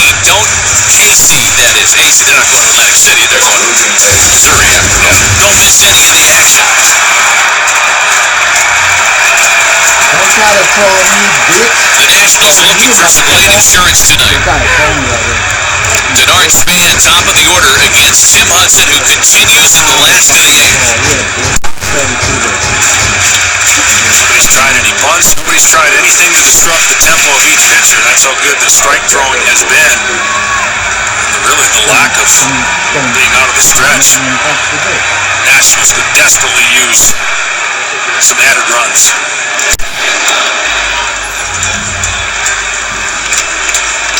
The Nationals Geico in-game box score, the damage coming from Anthony Rendon, responsible for exactly half of Washington's hit total and driving in the only run of the game back in the third.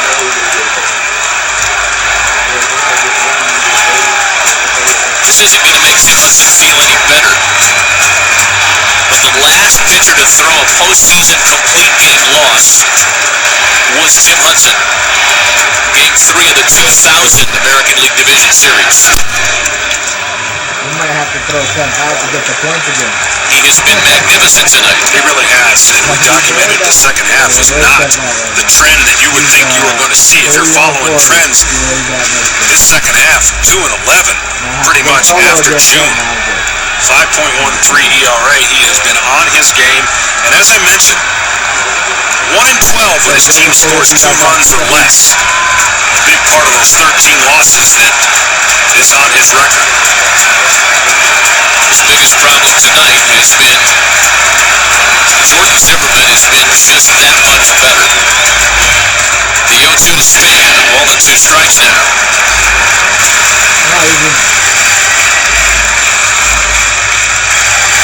As good as the Giants have been in the postseason under Bruce Bochy, the San Francisco Giants never won the first 2 games of a best-of-5 series. Given their recent success, that might come as a surprise to some.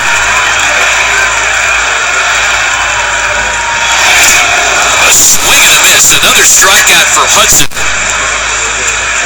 Well, the Giants are one of those teams that just says you can't do it. Like, they like it better when you can't do it. Down 2 games to none in the best of 5, they win 3 in a row against Cincinnati. Down 3-1 against the St. Louis Cardinals, they win 3 in a row. And for good measure, sweep the next team in the World Series.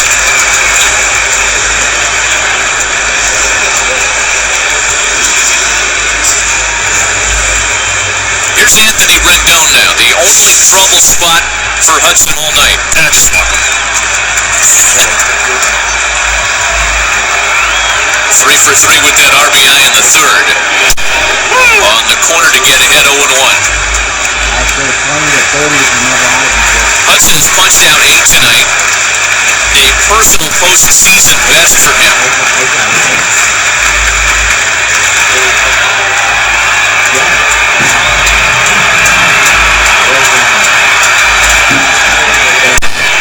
He's had more than 6 days rest. He's 2-0 this year. We talked about the 9-day rest. Sometimes that can have a little rust, but in this case, I think the rest helped him. 39 years old. Saw the formula that Jake Peavy paved out there yesterday, and he's doubled down right on it. He's just done everything you have to do to keep the Nationals off the bases. A ball and 2 strikes to Anthony Rendon.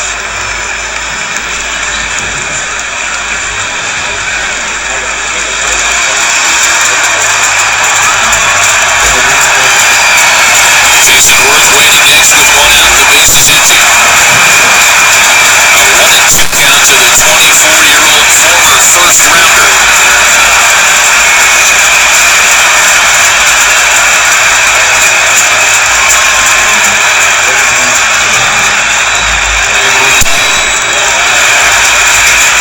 For such a long time, the conversation of how good the young Nationals were was centered around just Steven Strasburg and Bryce Harper.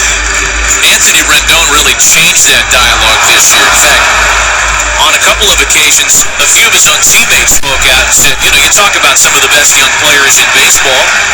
We might have one of them here that folks don't really know as much about, and that's Rendon. Down now to a 3-2. From the southwest suburbs of Houston to Rice University, where he was a star, to making an almost immediate impact after being drafted as recently as 2011. And he has been a one-man offensive band tonight.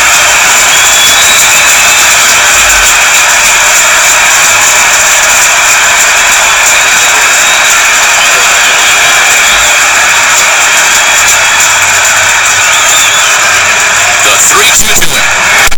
Anthony Rendon's throwing for 4 tonight.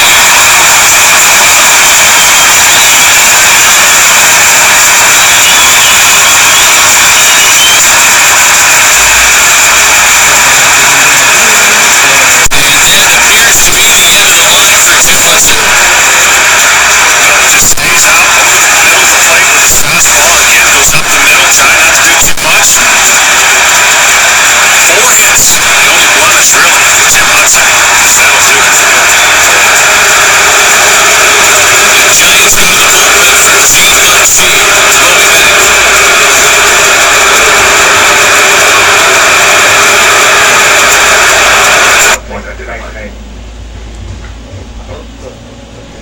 Yeah, you see that's what I said, the main field. We have moved forward.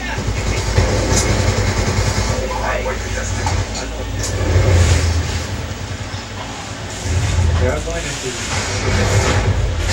Hardpoint knocked down.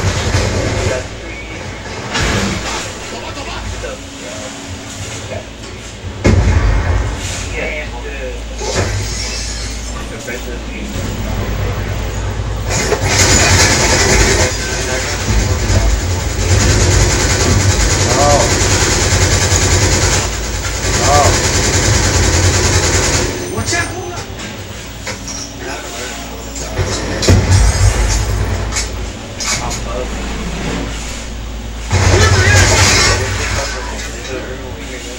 On top of the fucking platform.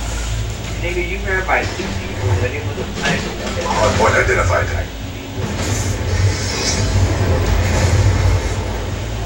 Hardpoint contested.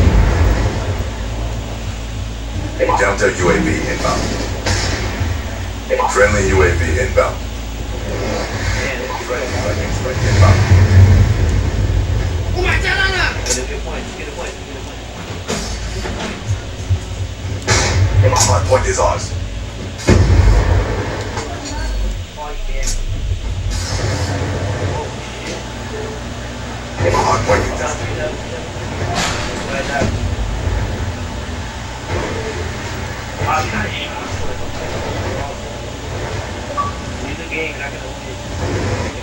Oh my god.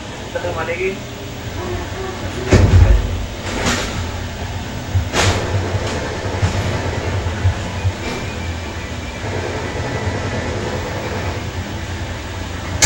Fight Night is underway and currently on Fox Sports 2 as well as streaming live on the Fox Sports Go app and foxsportsgo.com. But what a fight we've had here between two terrific starting pitchers. Jim Hudson, brilliant. Finally exiting after 7 1/3, did not walk a batter, yielded only the 1 run on 7 hits, and struck out 8. A personal postseason best. On the other side of the scorecard, Jordan Zimmerman is in a stretch of retiring 18 straight batters and has been, John, just that much better. Yeah, we knew coming in, both offenses knew, hey, we're not going to take a lot of pitches. These guys don't throw many balls, so we're going to have to be aggressive, and the pitchers have won tonight. So Gene Machie enters from the Giants bullpen to face Jason Worth with 1 out and 1 on in trying to preserve a 1-run deficit for the top of the ninth. Fastball about 92, hard slider, no downward action. His slider is his go-to. Slider is his go-to pitch, is what I'm trying to say. Machie's number was called often out of the Giants bullpen this year. Made a team-high 71 relief appearances in 2014. Jason Worth looking for his first hit of the night. And his first of this postseason, 0 for 5 in 2 games in the series. Thompson has had both him and LaRoche, I think, extremely well. Their game plan has been successful. They've kept these two guys, which is a big part of the Nats offense.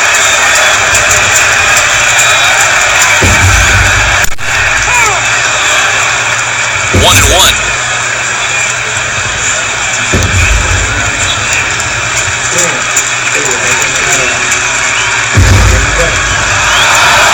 Anthony Rendon aboard after his 4th hit of the night, which, by the way, is a franchise postseason record, and that dates back to the Montreal days.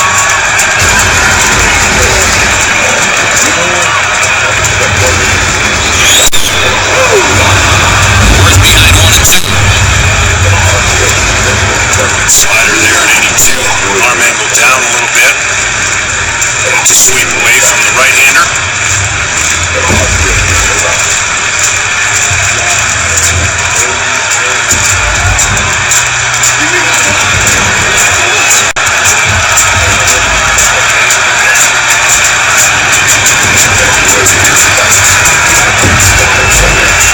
The right-hander out of the stretch as he misses to make it 2 balls and 2 strikes.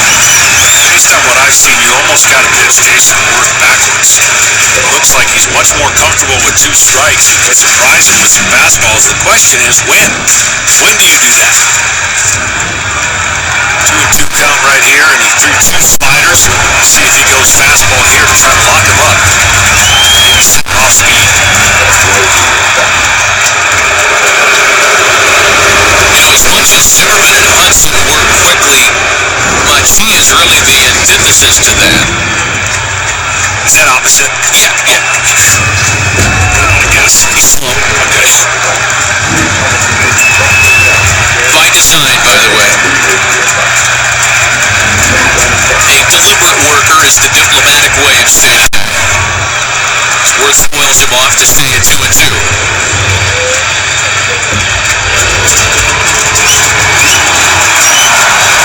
There are those notoriously slow workers over the years that kind of stand as the all-time examples. Steve Traction, former Diamondback Armando Reynoso, Rafael Betancourt, among current relievers. And Machie is every bit as deliberate as anybody in that group.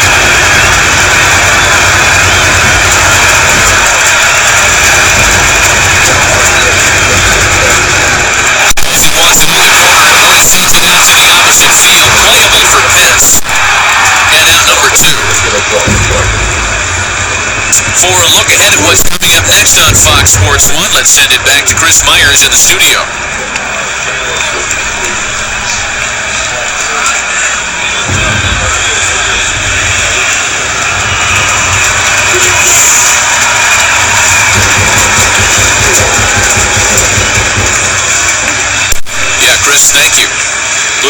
first. Game two still to be determined here in a one-run night. With a big potential insurance run out there for Adam LaRoche. Man at first with two gone. Put your score sheets low, like UAB, RPSG, 100 killer, county UAB. I feel like I'm going UAB, county UAB, We're going to have some classic games, and they weren't the classic games we thought we were going to get. Exciting games, a lot of runs. This truly is been a classic. A 1-0 pitcher's duel. Everybody's been crisp. The game has moved along quickly. Rendon Hunts, a swing and a miss at the plate. Oh, he's ready.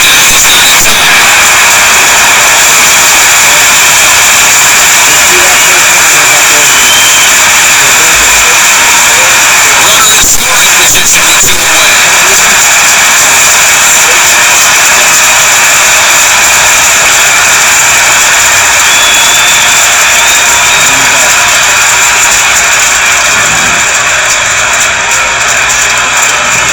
He was going out there just to stall a little bit, talking to his pitcher to see if they get time to check out a replay.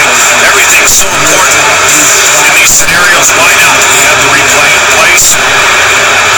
Looks like Bruce is just going to go out and talk to his pitcher at this point. They got the word back as he looks back in. I see that a lot. Manager's trying to get the word whether or not to go talk to the umpire and have him check it or not. And Bruce Bochy not only wanted to give his team guys another chance to look at the play at second, he wants to make a change. Shut up, Ben. I know what you got. He had 30 last. We'll be right back. You got another 150.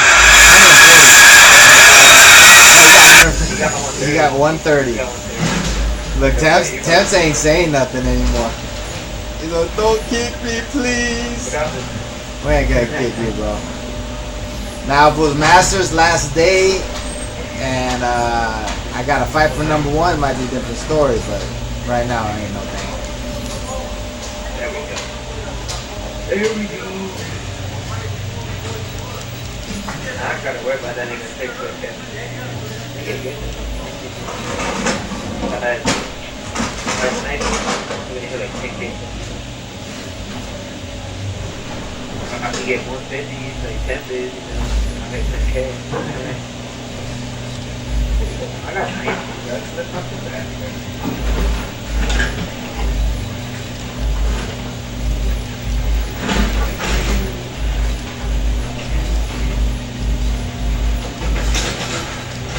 Get the 18.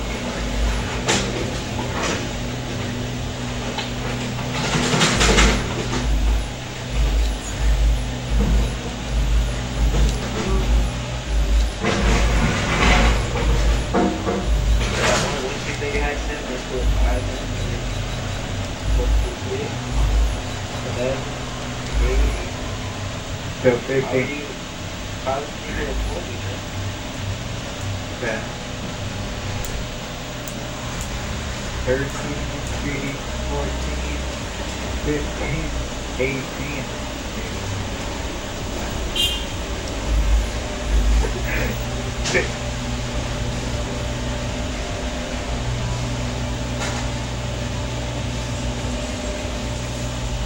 Hey, everybody in my lobby, please appear offline. Please. Always online. I like how you At-bat, the number one app for live baseball. Stay connected with highlights, replays, reviews, scores, live radio broadcasts, and more. Get the At-Bat app for your smartphone or tablet. Well, here's the situation. A big insurance run is out there in scoring position for the Nationals here in their half of the eighth.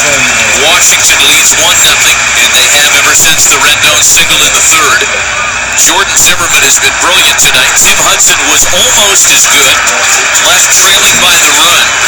And the Giants have made their second pitching change of the inning for the veteran left-hander Javier Lopez. Javier Lopez, sidearm left-hander, came in to face Adam LaRoche yesterday.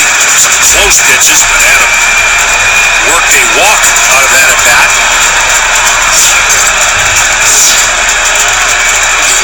So Lopez inherits the 0-1 count left behind by Gene Machine. That walk to LaRoche was significant. was Lopez's first walk to a left-handed batter in a postseason game since Game 2 of the 2007 ALCS.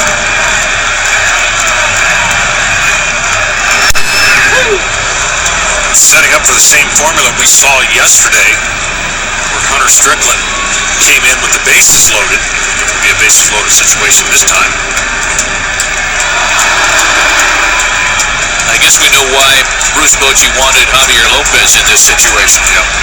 0 for 9 with 8 strikeouts. That is straight ownership. And he got him again. The bullpen combines to keep things clean in the 8th. One last crack left for the Giants, down by a run.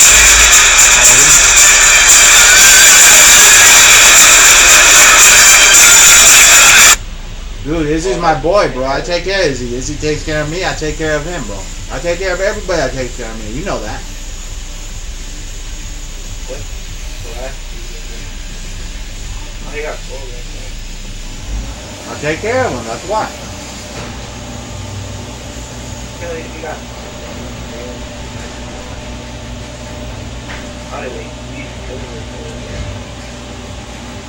Hey, when are the ranks gonna count now?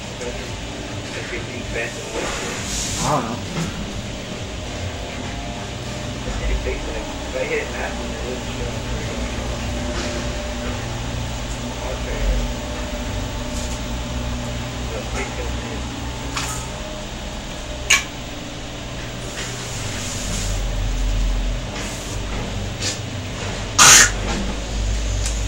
Too many booters, bro. Yeah, it's such a chance. Like, on the other one, the booters rock. But in Canada, there's always one booter. Well, we avoid the booters here. Not that we don't run into them. We definitely run into them. We just don't play against us because we avoid them. Yeah, we get. But like, especially in Canada, like, you get kind of 5 once they make you a booter automatically. They're really great.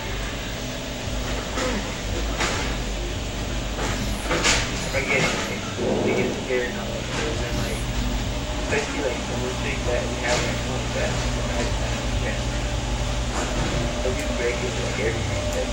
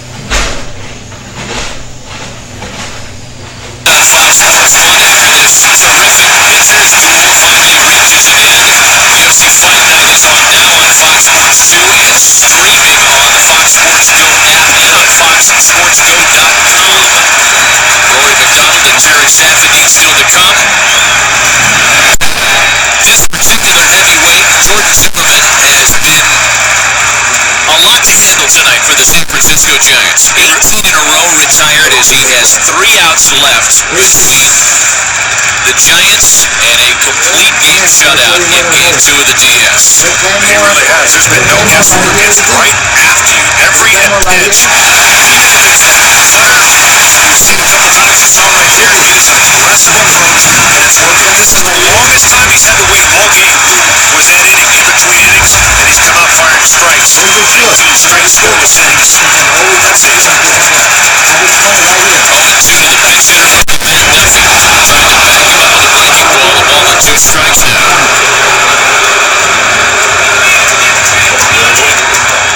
Duffy then top of the order, Blanco and Panic.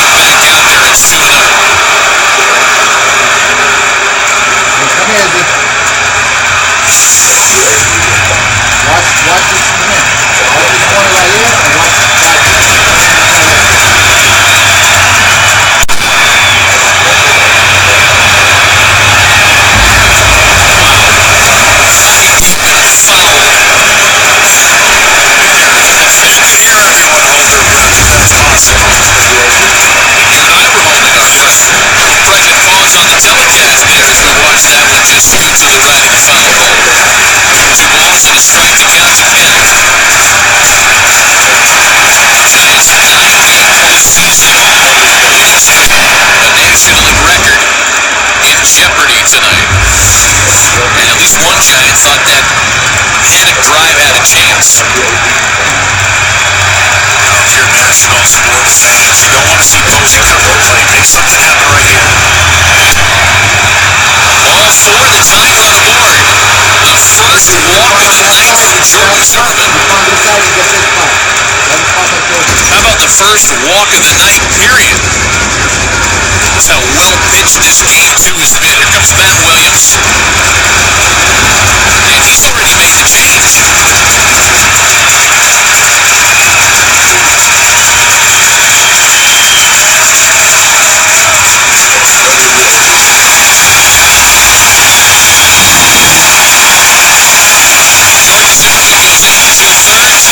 a hero's exit. So far, 1 out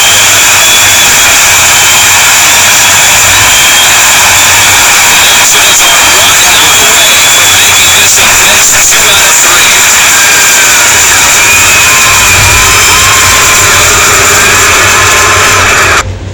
Friendly counter UAV inbound. Friendly war machine deployed. Friendly lightning strike inbound.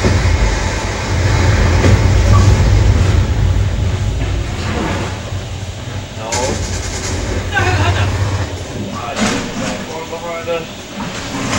They pick you up after this one, Joker. Kill confirmed.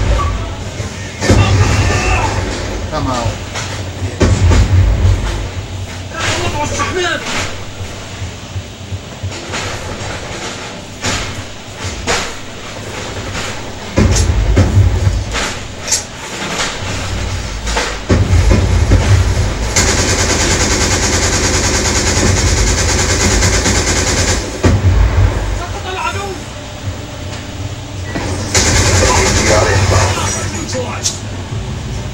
Lightning strike coordinates received. Inbound.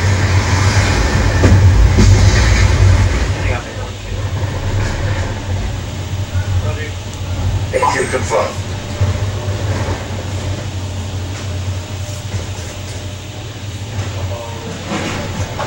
Stealth chopper inbound.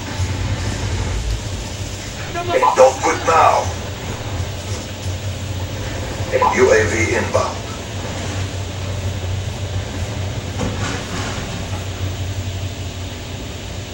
Friendly counter UAV inbound.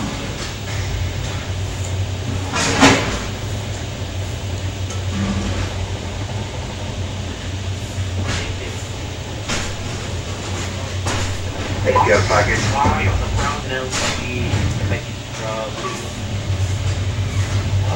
didn't want to die anymore, man. I sense that. Friendly orbital VSAT online. Top of the ninth with 2 away. The tying run aboard. Jordan Zimmerman was brilliant through 8 2/3 tonight. His only walk of the game came as his final batter ended into the stretch of 20 consecutive hitters retired. He turns it over with that one final out to get to his closer, Drew Storen, who has been unstoppable since August 24th. An ERA of 0 in his 17 appearances down the stretch. Buster Posey for the Giants. On the first pitch, that's into shallow left center, a base hit. Hennig will stop at second. They know that we don't do it. The go-ahead run aboard with 2 out of the ninth.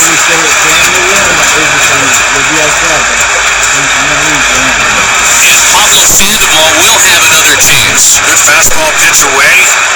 Jackson gets it off the end of the bat. He keeps this live run, this rally alive. The Giants are just, what do they come back to do these games? They find ways to play in these kind of games more than anybody else. We mentioned earlier that Pablo Sandoval would love to have another chance to extend his 12-game postseason inning streak.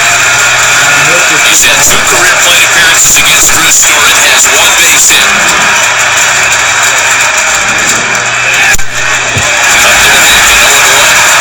For Storen, this is his first postseason appearance since the 2012 Game 5 NLDS meltdown against the Cardinals. One that over just an inning's worth of work, he was charged with 4 runs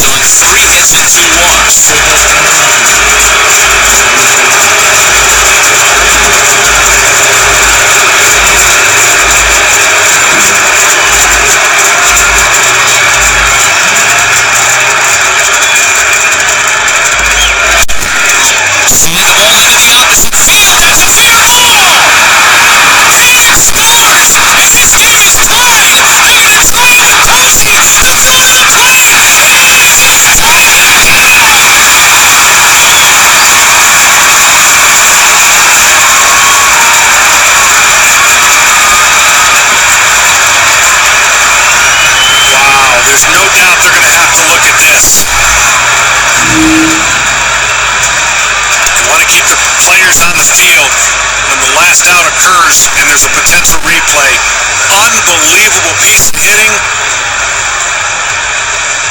The Giants in the dugout are all signaling safe, as though they've already seen the videotape replay. We'll take another look. When I saw it live, I thought he got in there. This great relay throw by Harper. Another good relay and a short hop, I believe, picked up at home. And then the tag and the transition. You look at his feet. That is going to be probably safe.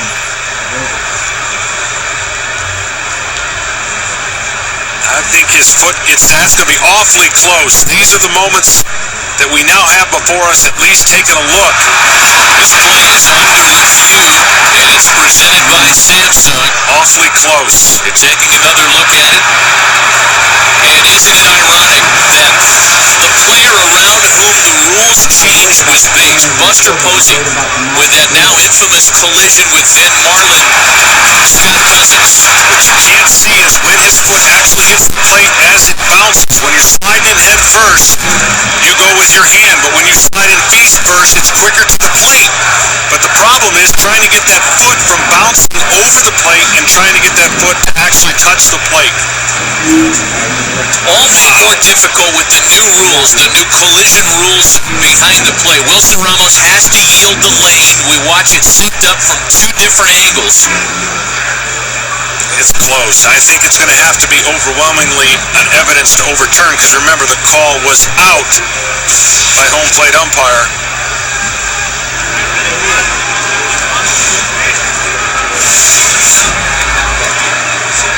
And by the way, nobody is worried about the time of review here. It seemed to be something that folks focused on during the regular season. Nobody's going to worry about that, because at the end of this one, they just want to get it right. Well, two great plays. The relay and then the throw that short hops to the catcher. He gets the ball and secures it and then transfers over to make the tag. What Buster Posey is looking at is a lane to actually get his foot in time. So look at the lane. He actually came in real steep. I thought he might come out to the outside first base side of the plate, but he came in his turn real steep, and that angle may be the difference if he's out with the tag at home plate. Had he veered more towards first base, and they got it.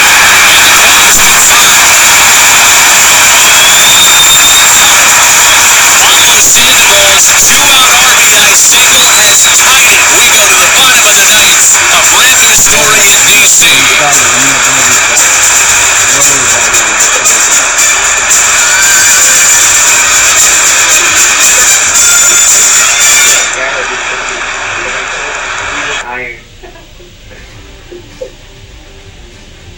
Block communications with that whole team. Baseball, 55, 40, 43.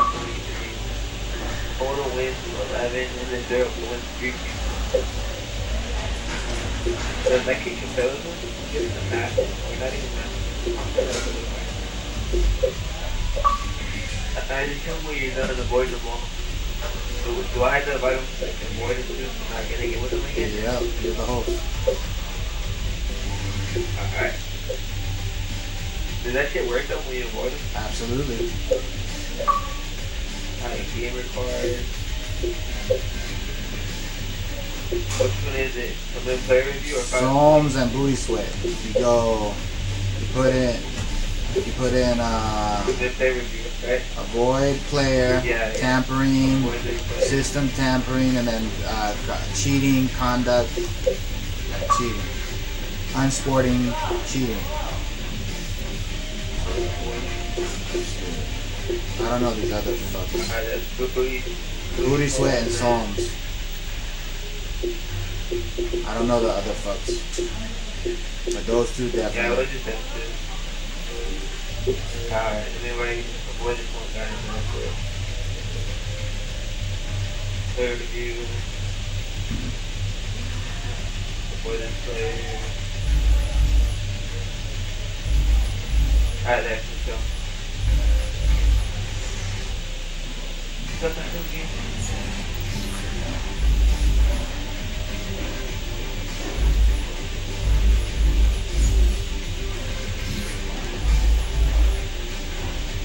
Play goes back to May of 2011. Scott Cousins of the Marlins colliding with the Giant catcher in the 12th inning, scored the game-winning run.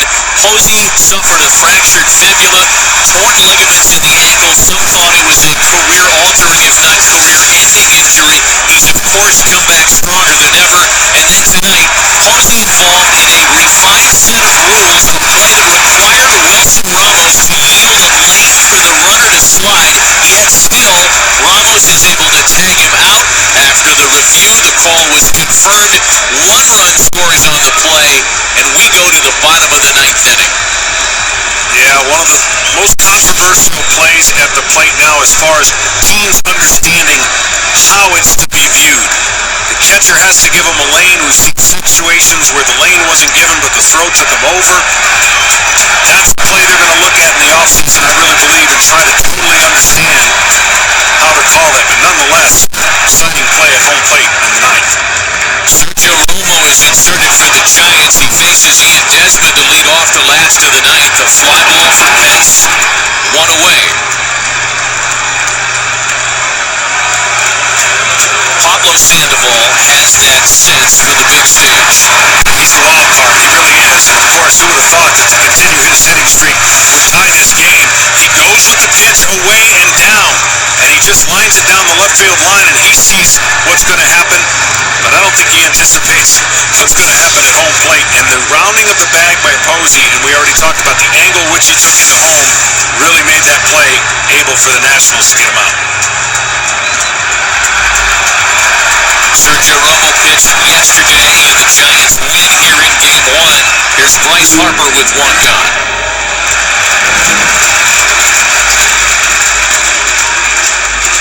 Romo went a scoreless inning yesterday. He did allow a couple of base hits, struck out a batter.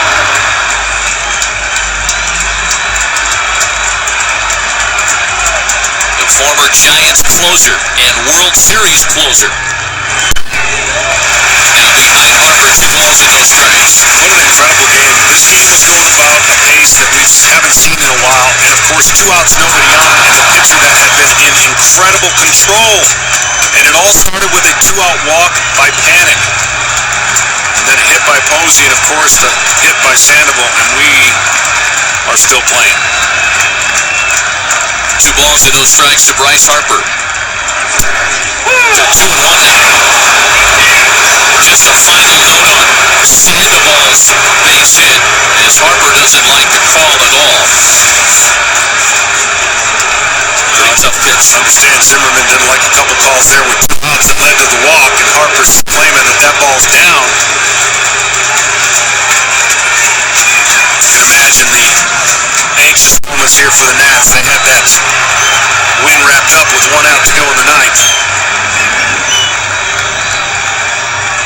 2-1 to Harper. Again, one final note on Pablo Sandoval's game-tying hit in the top of the 9th. That extends his postseason hitting streak to 13, 2 shy of the National League record. In a plate appearance that he may not have counted on getting.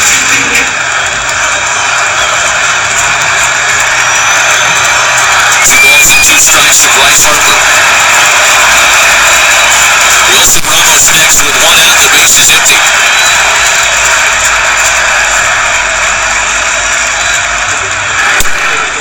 Full count.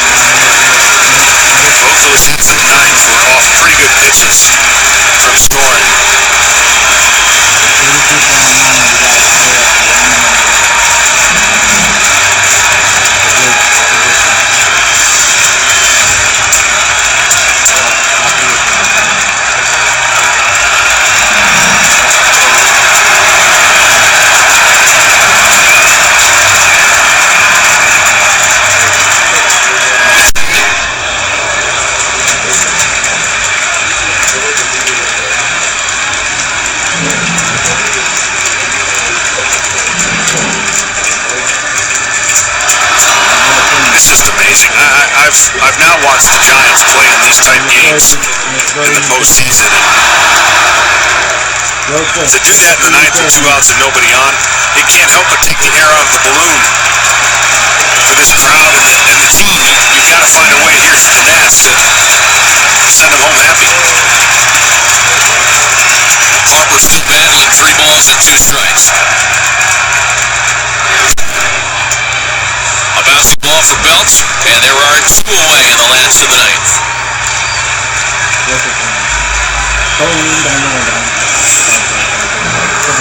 Jordan Zimmerman was absolutely brilliant tonight for 8 2/3 innings.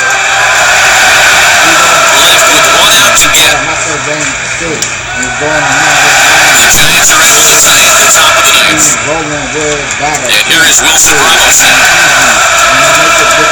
He stands for such a Tom Hanks fan. Move the castaway with Wilson. Jim. The slider makes Ramos chuck his bat into the stands.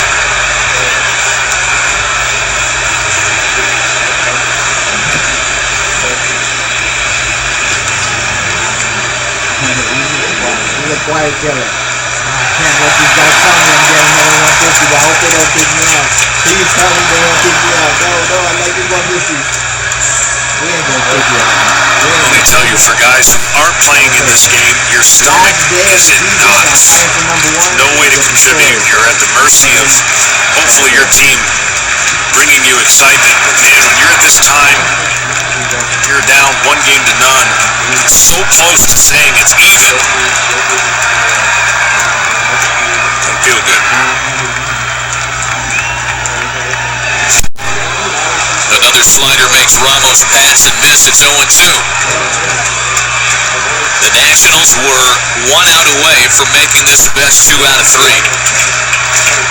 This feels like elements of the 2011 postseason, the World Series in particular, when the Rangers were an out away twice from winning their first ever World Series title. World Series.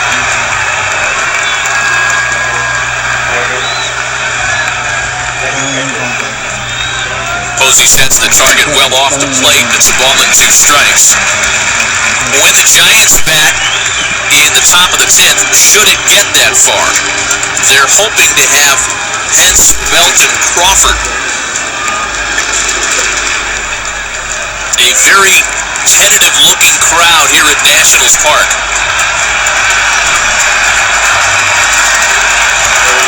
Both teams with plenty of pitchers to take this game as deep as they need to take because of the start that they got on their starters and the depth that each team has.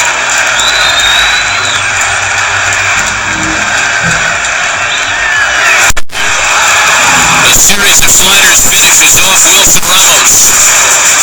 We're going to extra innings at our nation's capital tonight, thanks in part to Pablo Sandoval's heroics. Will there be more drama in the 10th? A 1-1 tie.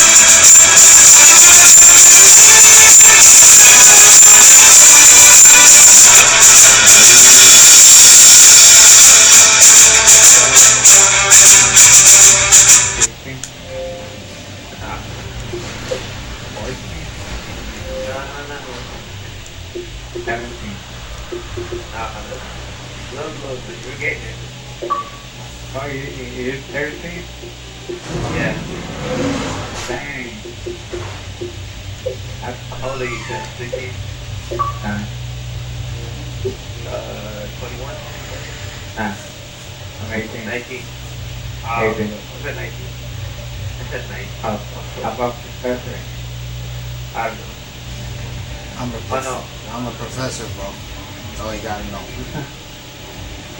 He's the OG in the lobby. There are professors, OG. Yo, my little G's.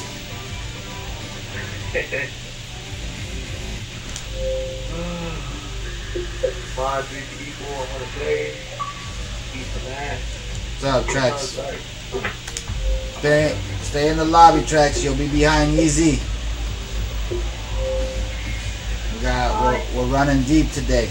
8-man deep. Alright.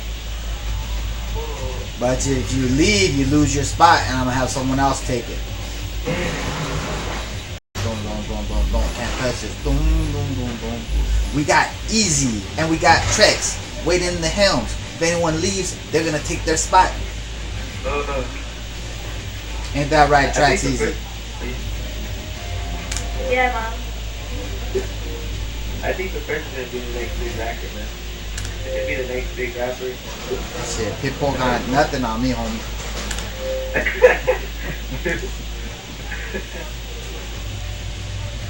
I honestly don't hear his music.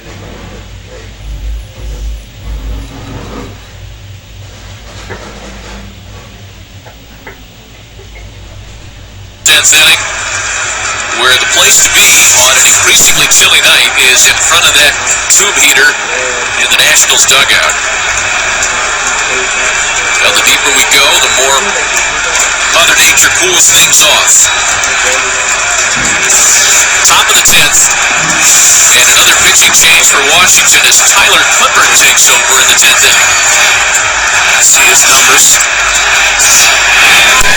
A little surprised. I thought Thorne might go out with his day off tomorrow, and looking around, no double switch.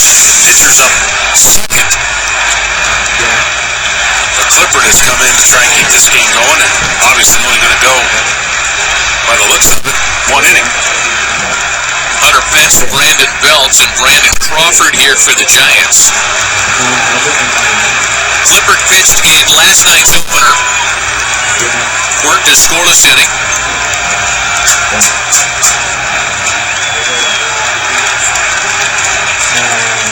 In addition to some of the unpredictable offensive shootouts in this postseason, it's been a 2014 postseason defined in part by extra innings baseball. Just ask the Royals and the Angels about that. Exactly, and when you're the home crowd and the team that's favored, you have that teeter-totter of emotions that start to creep in doubt. I talked about it earlier with only a one-run lead. You start thinking all the bad things that can happen. Now they're in that moment right now where they got to have things go 1, 2, 3, no more tension. Try to figure out at home how you're going to get that walk-off hit to feel good about getting on a plane and going to San Francisco. Both teams, that's what they're going to do after this game is over. 3 balls and a strike to the leadoff hitter, Hunter Pence. During the course of the regular season, the Giants had better success in extra innings affairs than did the Nationals. San Francisco 9-4. Washington 8 wins, 9 losses.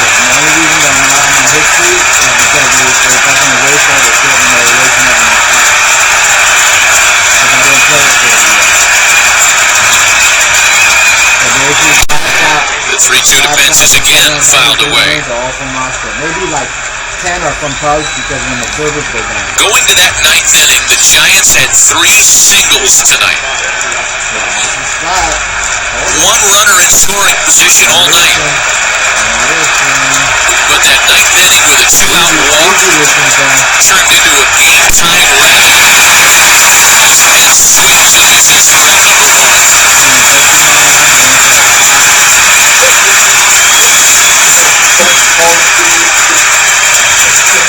High fastball, we've seen that a lot tonight on the national pitchers. Coming into this game, you could say maybe the Giants were playing on house money. They got the one win that you try to get on the road. And now they really are playing on bonus because they were pretty much dead. 2 outs in the 9th. Brandon Belt, 2 for 4 in the opener yesterday. 2 so far tonight.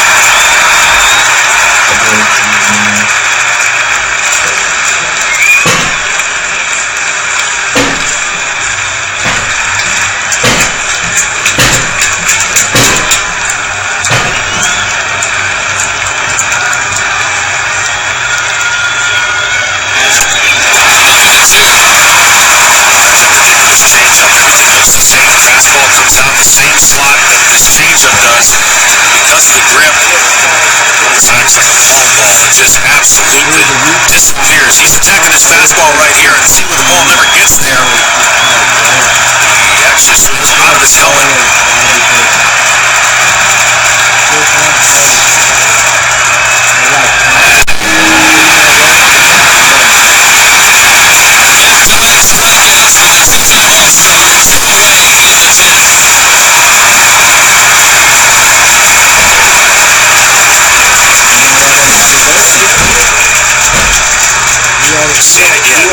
try to stay back.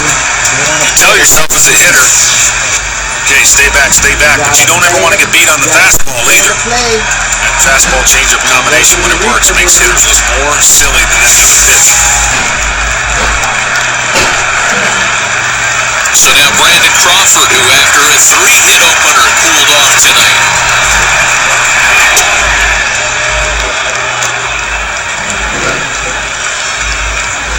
There's not a lot of collective San Francisco success against Tyler Clippard. Both Hess and Belt were hitless in small sample sizes against the Washington right-hander. Brandon Crawford 2 for 4 today. He shoots that one foul off the end of the bat.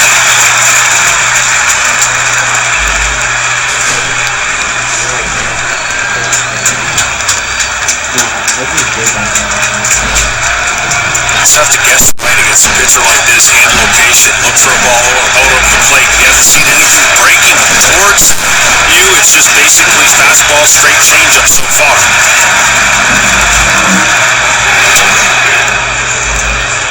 2 balls and a strike. Trevor Hoffman, the other guy that thinks fastball changeups, if you remember how good he was as a closer.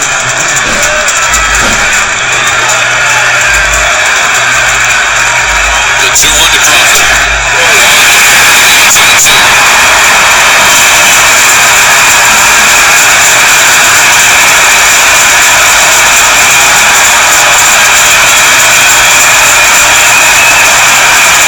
Washington bats in the bottom of the 10th. It'll go to Mulligan, top of the order.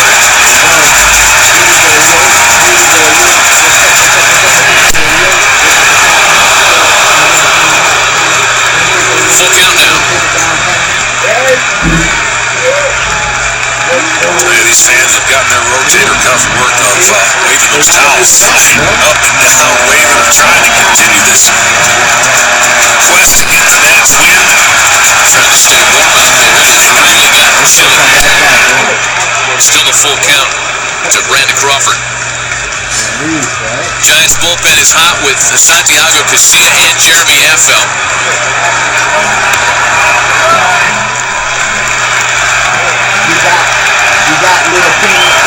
And that guy is dribbled through. He'll be leading off the last of the 10th.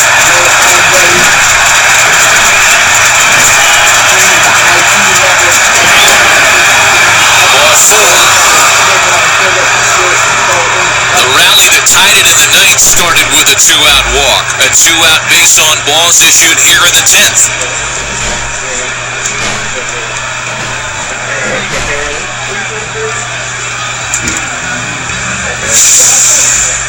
So now Travis Ishikawa, who has enjoyed hits in each of the first 2 games of the series. Joker got holes. He's like, yeah. Joker's the happiest guy in the room right now. Everyone's great to be. A returnee to the Giants with an opportunity to do something very special. Ishikawa was a member of the Pirates on opening day. Appeared in 15 games in Pittsburgh. He was designated for assignment in the middle of April. Signed a minor league deal to return to the Giants in late April. And then spent most of the season at AAA Fresno. This is his second postseason with the big league Giant roster. He's a part of the 2010 team that won the World Series.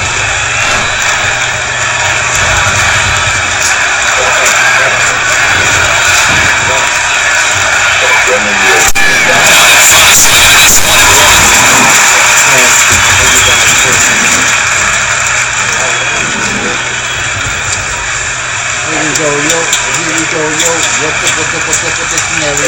Part of Bruce Bochy's very young bench is on deck.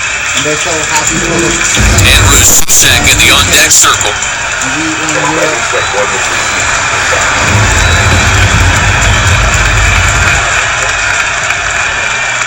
Clippers 1-1, misses high, 2 balls and a strike. Day and age, stage where it's very difficult to come back, especially if you're trailing after the 7th and 8th inning. 7th inning and beyond, the Giants have the second best average in baseball, or at least the National League.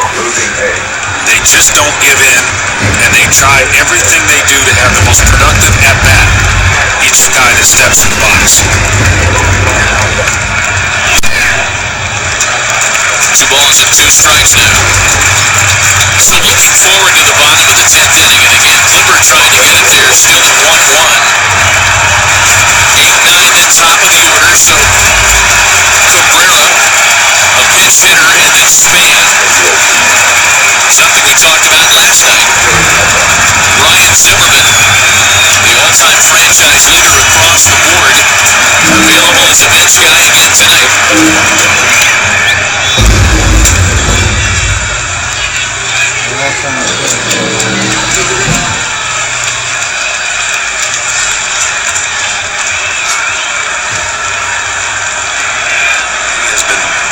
Varying his fastballs and changeups. This trend would make it seem like after going fastball up, he'd want to throw another changeup right here. Some guys can't even look at his hands. The 2-2. Wrap back to Clipper. No swing this time, and it's off. Washington still hoping to walk off the Giants. We go to the bottom of the 10th, tied at 1.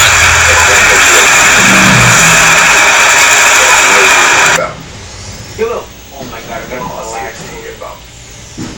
We lost C. God, who was that on my cell counter? All flags secured. Maintain current posture. Friendly UAV inbound. Lightning strike coordinates received. Inbound.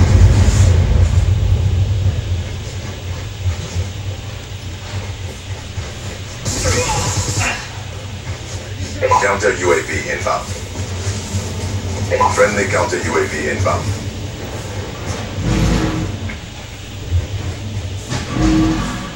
Friendly UAV.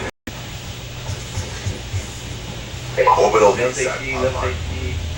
No, you done. You went out orbital at the last. Yo, no.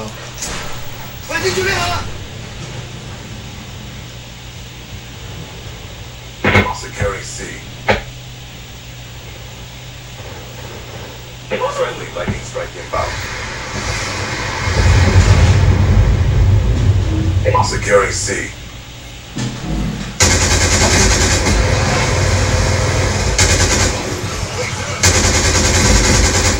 All flags secured. Maintain current posture.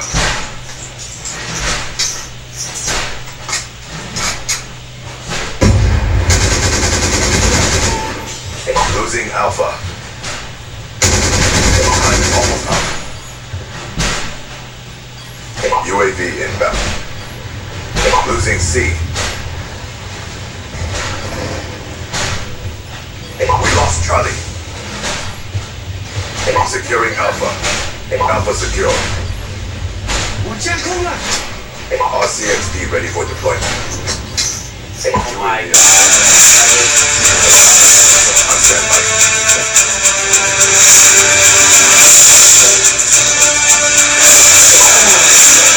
A pitcher's duel that reached a finale, or at least a turning point, with 2 out in the 9th.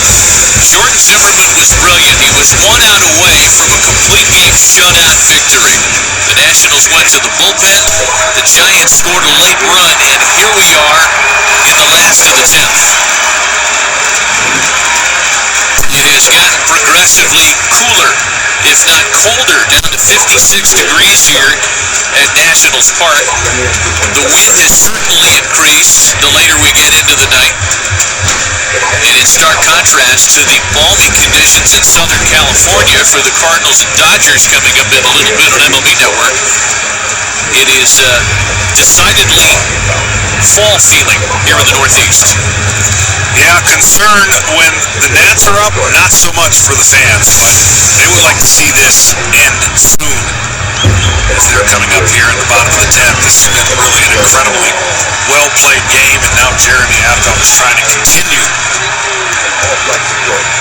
the Giants' quest to keep this series in their favor up to 0 if they can win. Juan Perez takes over in left field for Travis Ishikawa, and you saw the new Giants pitcher, the veteran left-hander Jeremy Affel. So that'll turn the switch hitter Asdrubal Cabrera around to the right side as the Nats go to work in the 10th.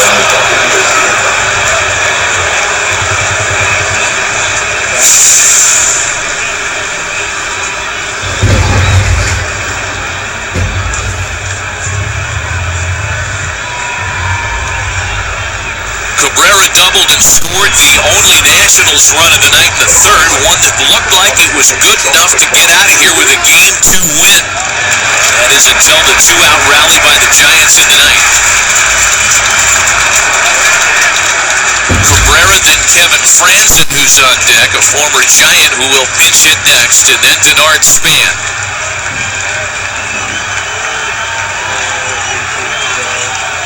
Affel's 2-0, 3 balls and no strikes. Obviously, what I do want to see is walk the leadoff hitter, so finding the strike zone out of the bullpen. He's missed on the first 3. I see the wind just blows on the jerseys. Posey, I'm sure, going to set up right down the middle, trying to entice this 3-0 pitch. Pretty sure Cabrera does not have the green light here, 3-0. Jeremy Affel pitched last night, faced one batter, and that was Denard Span, who retired him on a ground ball to second. That ended the 7th inning. And again, Span scheduled to hit third here in the 10th inning tonight. 3 balls and a strike, the count to Asdrubal Cabrera.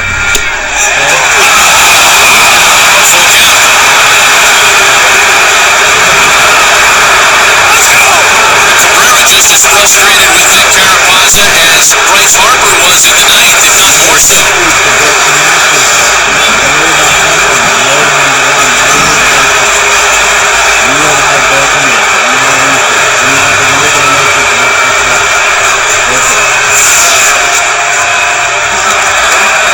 Now from 3-0 to a full count now after a controversial strike call to make it 3-2.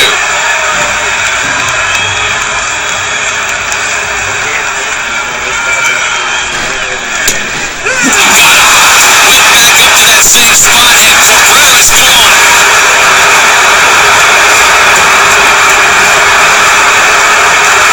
The Mad Wings might not be far behind.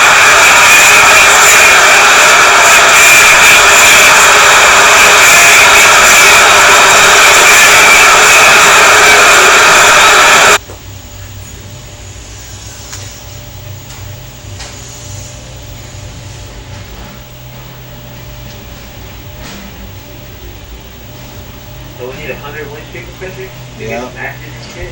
Yep. My boy, hell yeah, we can.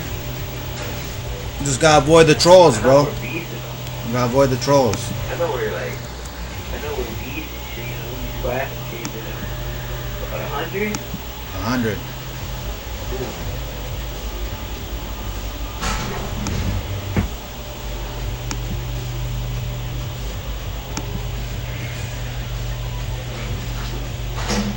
All day, shit, 100? Ooh. As Tyler Clippard takes over in the 10th inning.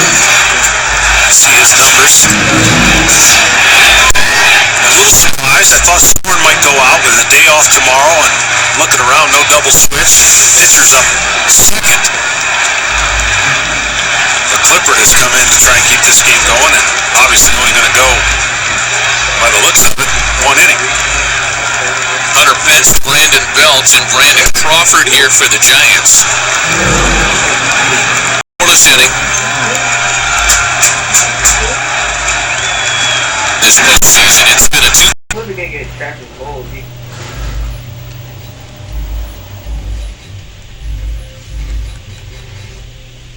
$9K? Holy shit.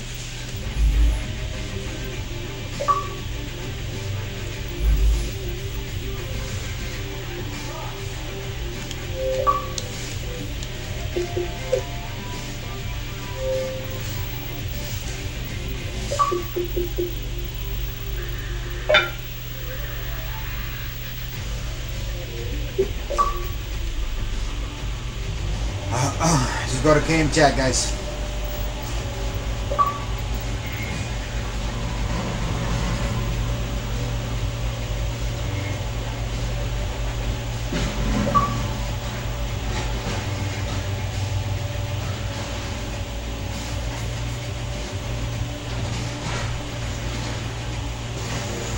Joker.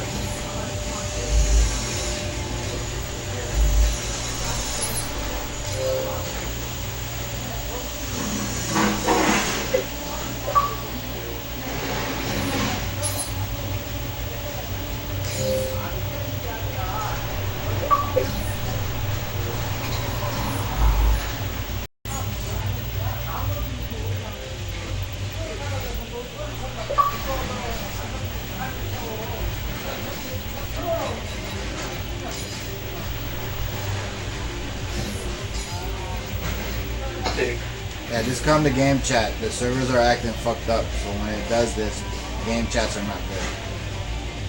I mean, party chats are good. To go to game chat then. Yeah, to everybody.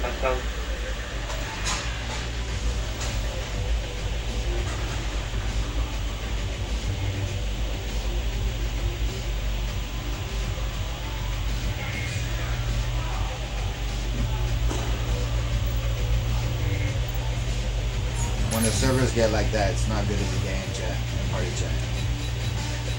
They act up sometimes.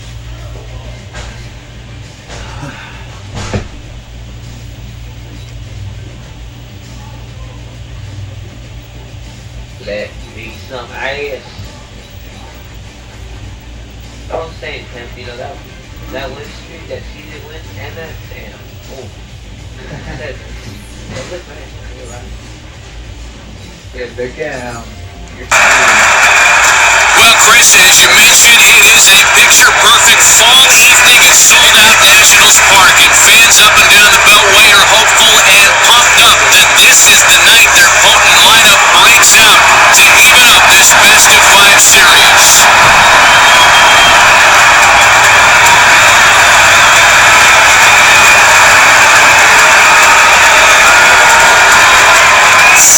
Welcome to Game 2 of the National League Division Series between the San Francisco Giants and the Washington Nationals.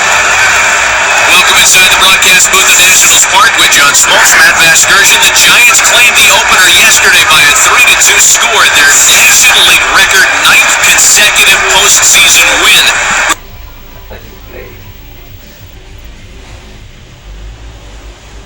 As Tyler Clippard takes over in the 10th inning.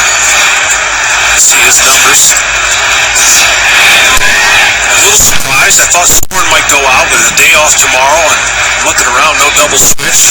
Pitcher's up second. But Clippard has come in to try and keep this game going, and obviously only going to go, by the looks of it, 1 inning. Clippard pitched in last night's opener. Worked a scoreless inning.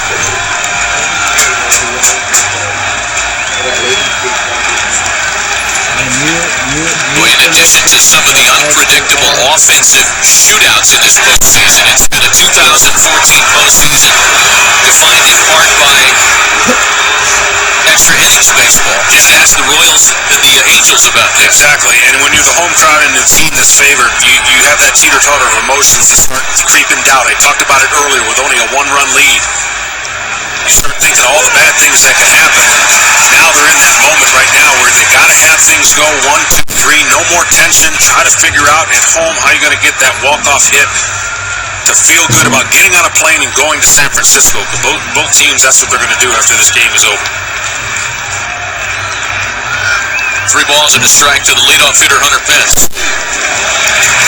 During the course of the regular season, the Giants had better success in extra innings affairs than did the Nationals.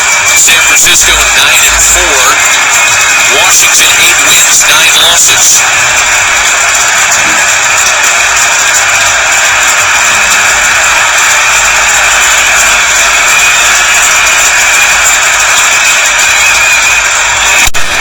The 3-2 to Pence is again fouled away. Going to that 9th inning, the Giants had 3 singles tonight. one runner in scoring position all night. But that ninth inning with a 2-out walk turned into a game-tying rally. And socializes for another one.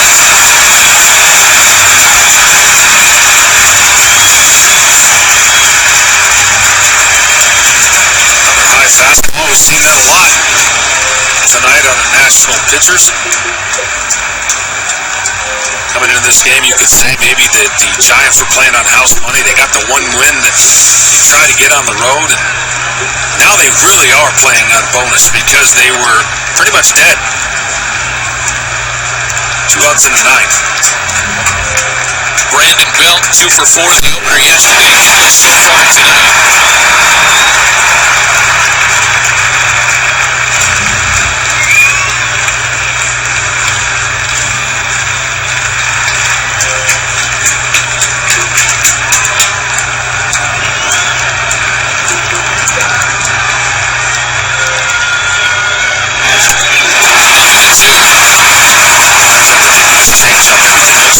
Fastball comes out the same slot that his changeup does because of the grip. It's actually the long ball that just absolutely disappears. He's attacking his fastball right here, and see what the ball never gets there. The edge just was out of his helmet.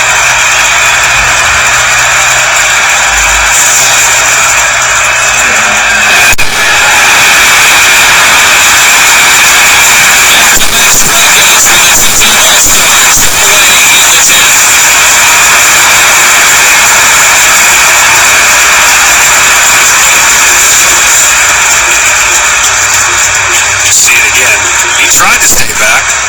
You tell yourself as a hitter, okay, stay back, but you don't ever want to get beat on the fastball either. And fastball changeup combination, when it works, makes hitters look more silly than any other pitch. So now Brandon Crawford, who after a 3-hit opener cooled off to no success against Tyler Clippard. Both Haas and Belt were hitless in small sample sizes against the Washington right-hander. Brandon Crawford, 2 for 4 this year.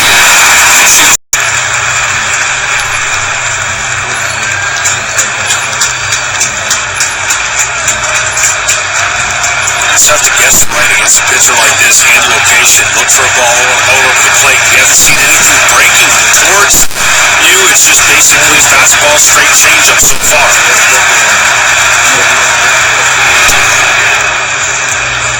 2 balls and a strike. Trevor Hoffman, the other guy that thinks fastball changeups, if you remember how good he was as a closer.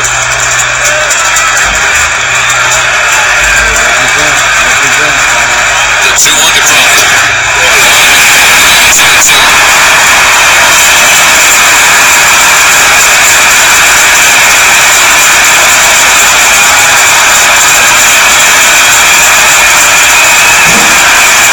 Washington bats in the bottom of the 10th. Hitters in the 9th and top of the order.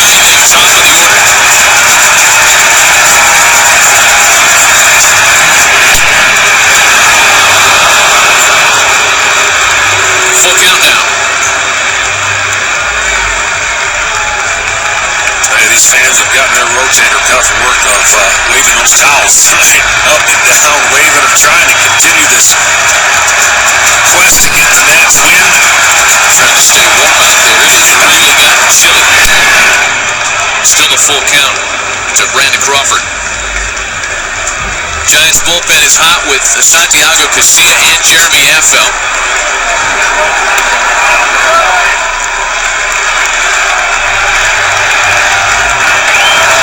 And that guy is Druba Cabrera will be leading off the last of the 10th.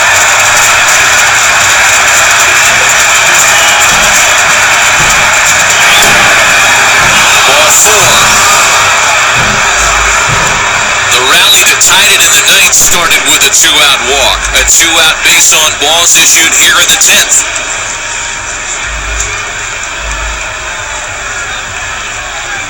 Travis Ishikawa, who has enjoyed hits in each of the first 2 games of the series.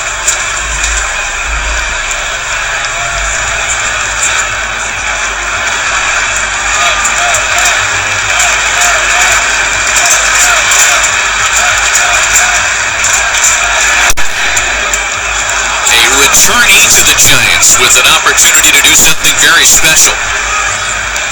Ishikawa was a member of the Pirates on opening day.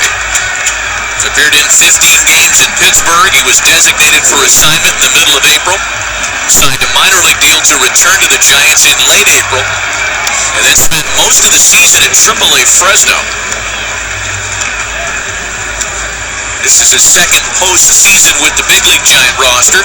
He was a part of the 2010 team that won the World Series.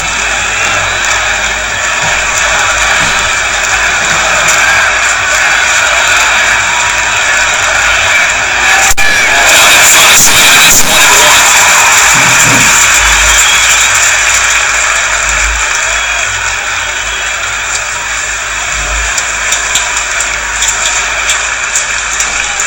Part of Bruce Bochy's very young bench is on deck.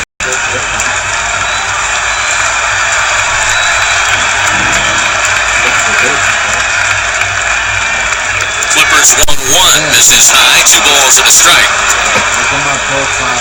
Day and age where it's very difficult to come back, especially if you're trailing after the 7th and 8th inning. 7th inning and beyond, the Giants have the second best average in baseball, or at least the National League. They just don't give in, and they try everything they do to have the most productive at-bat each guy that steps in the box. 2 balls and 2 strikes now. So looking forward to the bottom of the 10th inning, and again, Clipper trying to get it there, still at 1-1. 8-9 the top of the order, so Cabrera, a pinch hitter, and then Span. Something we talked about last night. Ryan Zimmerman, the all-time franchise leader across the board, available as a bench guy again tonight.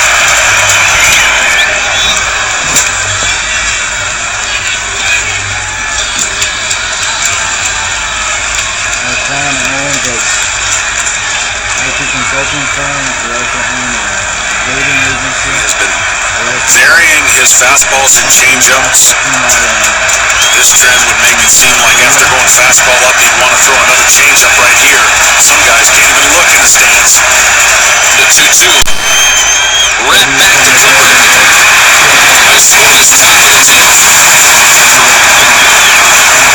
Washington still hoping to walk off the Giants. We go to the bottom of the 10th, tied at 1.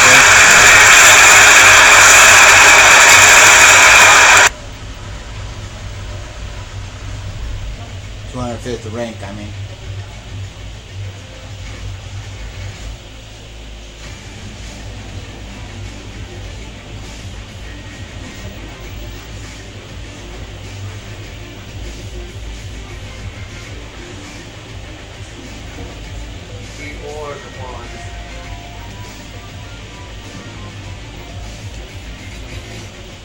I'll give my bonus in a couple minutes. We're not going to do it for like half an hour. Get my bonus.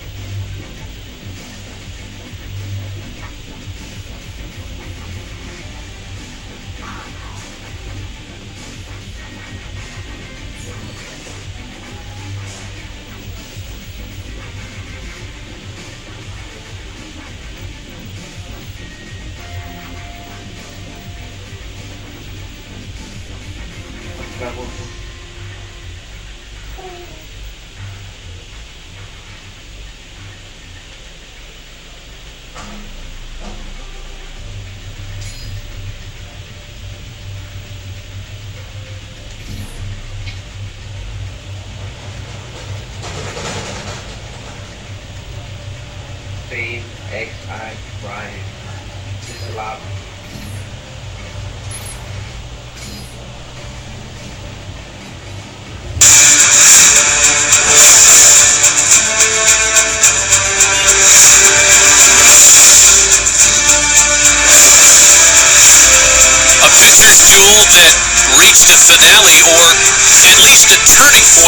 2 out in the 9th.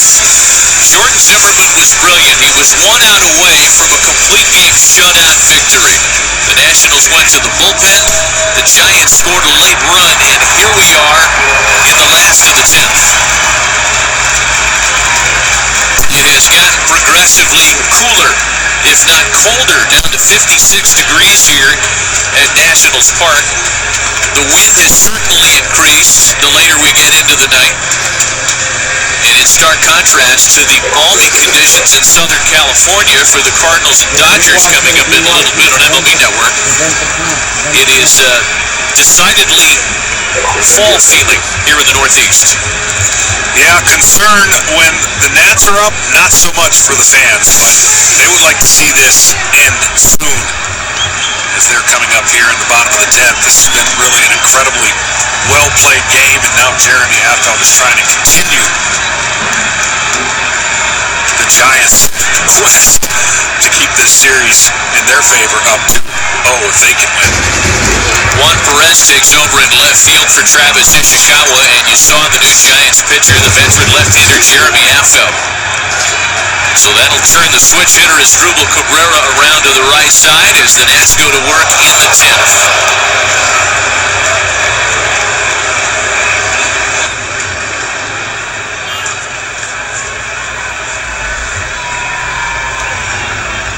Cabrera doubled and scored the only Nationals run of the night in the 3rd, one that looked like it was good enough to get out of here with a Game 2 win. That is until the 2-out rally by the Giants in the 9th. Cabrera, then Kevin Franzen, who's on deck, a former Giant who will pitch in next, and then Denard Span.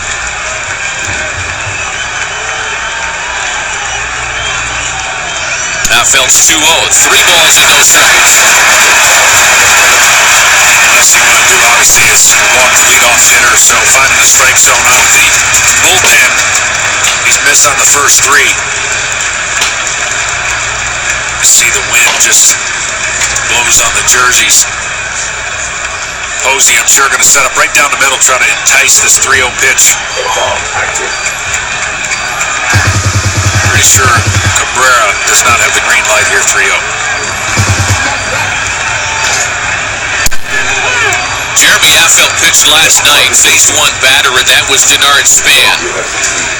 Retired him on a ground ball to second. That ended the 7th inning. And again, Span scheduled to hit 3rd here in the 10th inning tonight.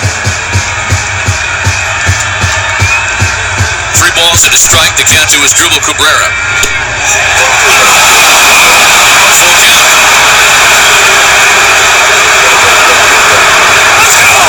Cabrera just as frustrated with Nick Tarapaza as Bryce Harper was in the 9th, if not more so.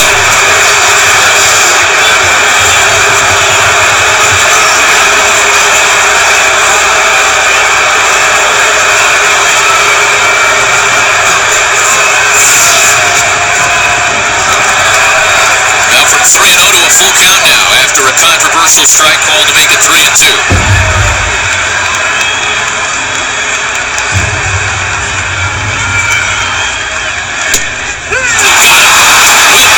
That same spot, and Cabrera's gone.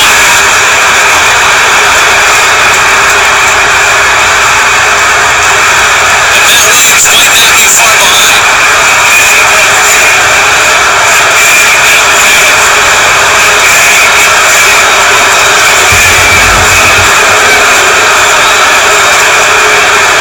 There's 2 different quadrants that they're probably having a problem with.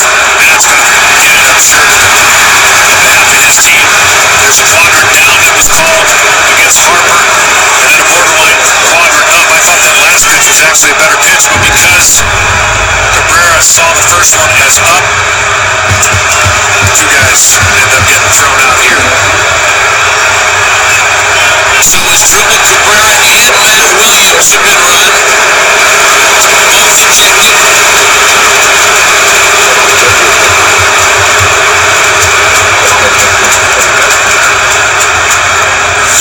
As again, see where he sets up over the middle. It catches the top part of the strike zone, so in that call, probably a lot more accurate, but you knew the frustration of the previous call was going to get Cabrera in trouble, and he got tossed, and then the fact that Matt Williams has to come out and make sure he ensures that Cabrera doesn't do anything to get suspended.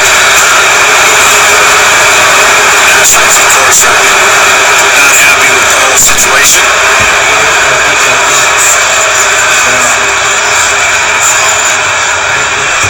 And now Bruce Bochy's coming out because Ryan Zimmerman has now been placed into the on-deck circle, and my guess is that Bruce Bochy wants to know if Zimmerman was officially announced or not, because he doesn't want his left-hander Jeremy Affeldt to face Ryan Zimmerman.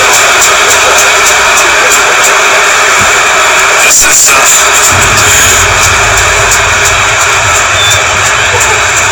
this game has taken on some twists.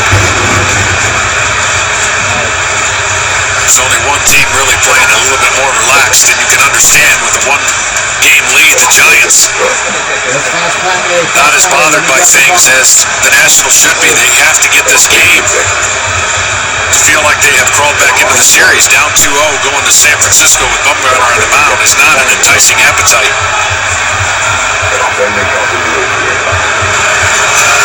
So now the umpiring crew, all six of them are meeting to discuss whether or not Kevin Franzen was officially announced. Well, the one thing you've got to do now, Matt Williams has been thrown out. You've got to keep the rest of the guys in the lineup. You cannot allow what has transpired here and maybe even a couple innings ago to affect the rest of your players. You've still got to play this game out and attack the strike zone as a hitter and not be concerned about the calls that are made. Bench coach Randy Knorr will be the acting manager for the rest of this one tonight, and now Bruce Bochy's being informed as to whether or not Franzen was announced, because if he was, he's burned. It's pretty clear that Ryan Zimmerman will bat next, and I would imagine that Bruce Bochy will make a pitching change if that's the case. He just wants to know exactly who's available on the Nationals side now.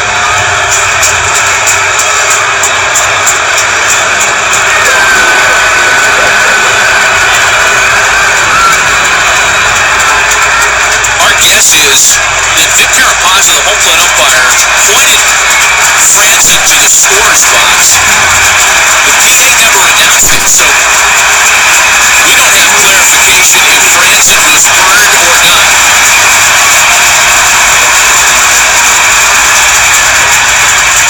It will be Ryan Zimmerman to bat, and it appears he'll face Jeremy Affeldt.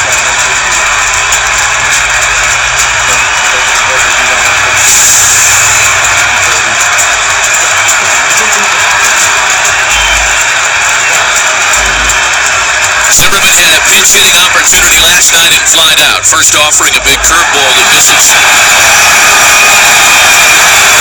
you know that's going to be the play the rest of the night. Anything questionable loose, the crowd is going to let the umpire hear it.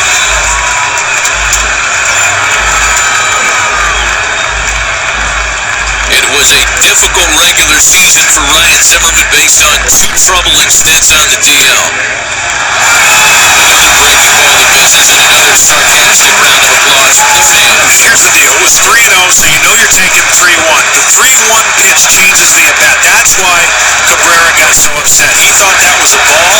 You still have a strike. You still feel like you can get a hit.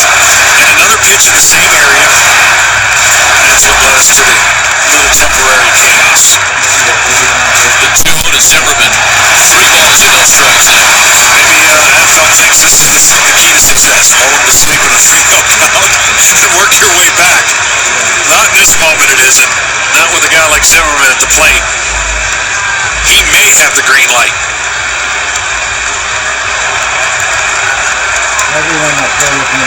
One out, base is empty, last of the 10th, and 3-0 is in for a strike.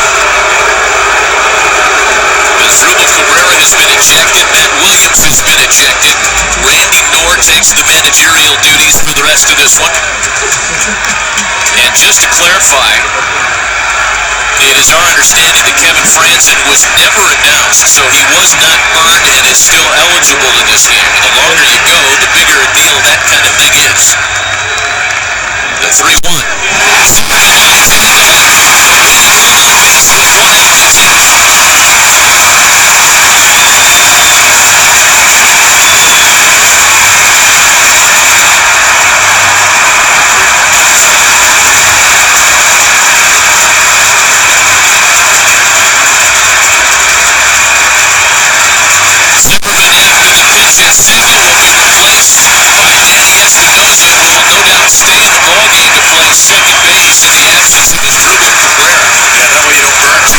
selection for one role, so he will go in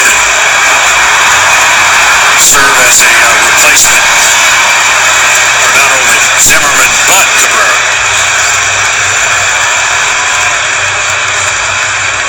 So now Denard Span. Again, Span was the only batter Affel faced last night and grounded out to second base. See the Nats, you feel like all you got to do is get Rendon up to the plate. 4 for 4.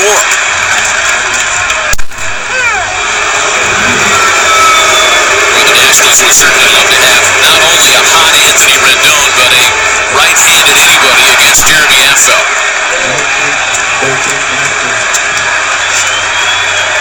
By the way, the last time a player and manager were both ejected from the same postseason game, the 2005 NLCS, when Jim Edmonds and Tony La Russa were both run.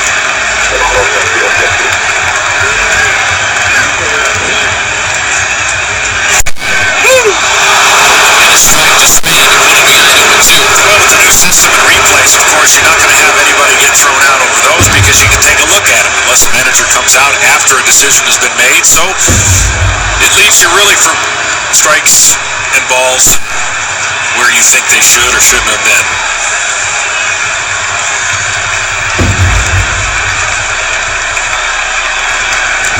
The Cardinals would end up losing that NLCS, of course, to the Houston Astros, setting up Houston's lone World Series appearance that year.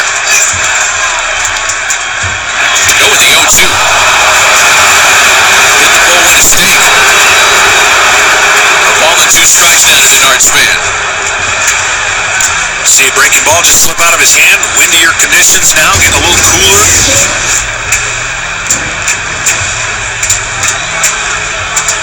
Trash flying around in front of him. Oh, is he trying to catch the chicken, if you will? You know, this is as involved as the crowd's been in 2 games of this series. They're desperate. They are desperate, as they should be, for their hometown team to take the lead. And if they take the lead this time, they don't have to worry about home. Now the frustrations with the strike zone, Cabrera being ejected, Matt Williams being ejected. There's nobody sitting for the most part here.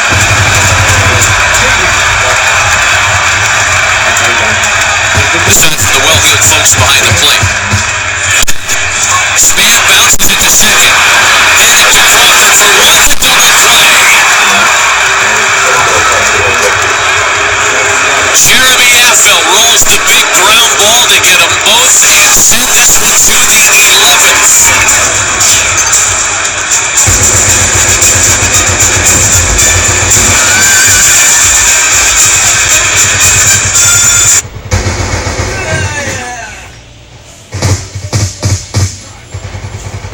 On me! Can confirm!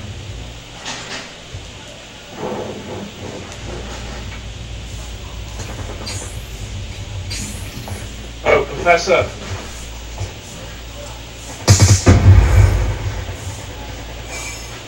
Professor.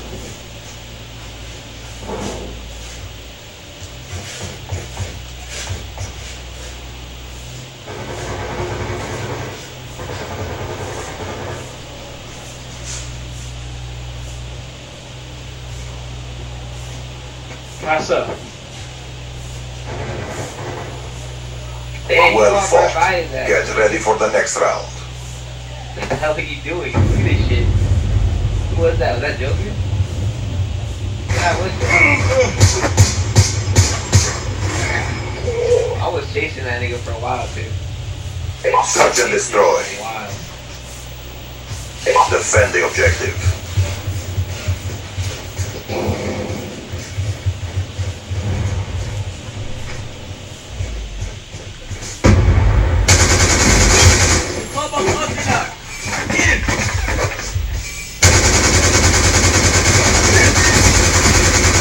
No, vecino!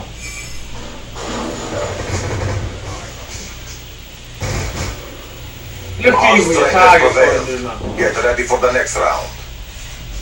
Look, it's a game, man.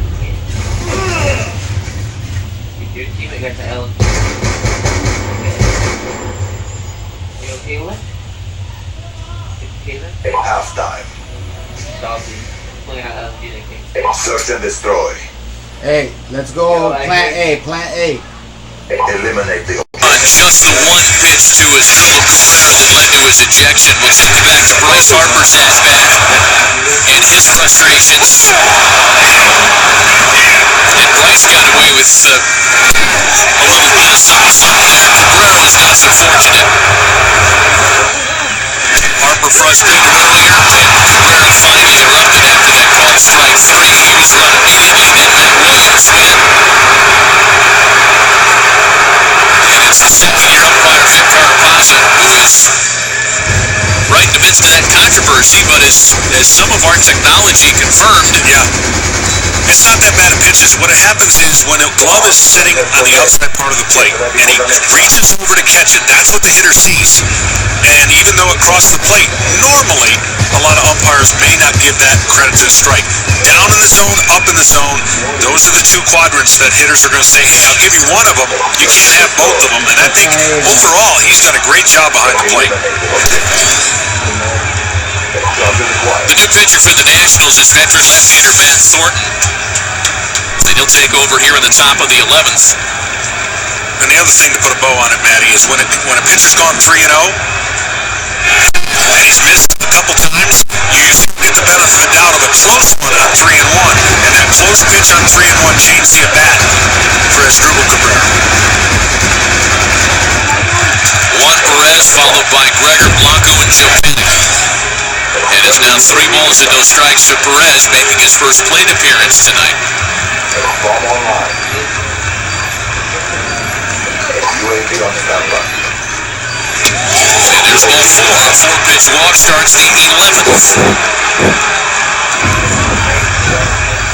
For a look ahead at what's still to come on Fox Sports 1, let's turn it to Chris Myers at the Fox Sports 1 studios.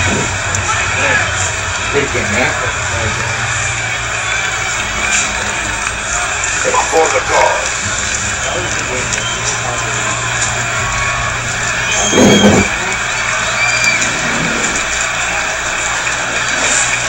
That filed into the Don't Judge a Book by its cover as Gregor Blanco is bunting. Rendon throws him out at first despite the headfirst slide. The sacrifice works as Perez moves into scoring position with one away. This game has been so eerily similar to the Angels and the Royals. You think about the first game, close game, the Royals win. Then the second game, they go into extra innings. What was it, 12th inning?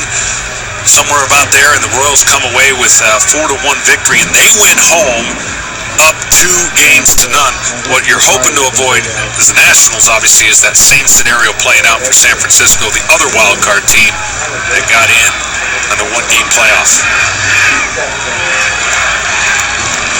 So a one-out runner in scoring position, the go-ahead run at second base for rookie second baseman Joe Pinnick, who started the 2-out rally in the top of the 9th. His base on balls set up Buster Posey's single, and then Pablo Sandoval's RBI double that tied it and got us to this point. First pitch, and Pinnick pops it up. 2-1. Now you got a dilemma here if you're the Nats. You pitch to Posey with a base open, or the Panda, who had delivered a big 2-out hit. Both of these guys came up with 2 big 2-out hits in the 9th. And I think you got to walk them, in my opinion, just to secure your odds and make Sandoval turn around bat right-handed. Yeah, and I think acting manager Randy Knorr agrees with you. The intentional walk will be issued to Posey. By the way, with the quick action this inning, we didn't get to Danny Espinosa, who, as we guessed, has taken over at second base in the absence of Asdrubal Cabrera. He pitched ran last half inning. Veteran switch hitter in there for the duration. So it'll come down to Pablo Sandoval. And that RBI double again extended his postseason hitting streak to 13 straight. As John mentions, turnaround at bat right-handed against Thornton. He has had his troubles from the right side of the plate this year in particular.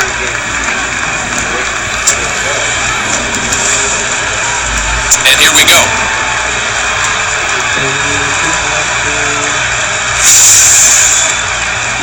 So it's Sandoval after the intentional walk.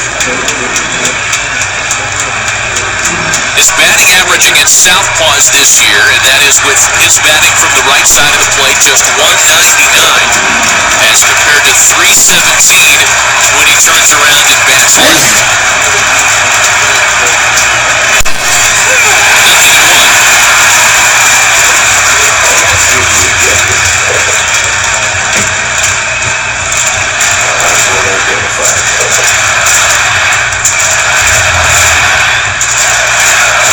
This game goes to the bottom of the 11th. Washington has Rendon, Orth, and LaRoche. The 2, 3, 4 part of their order. And it's 0-2 to Sandoval.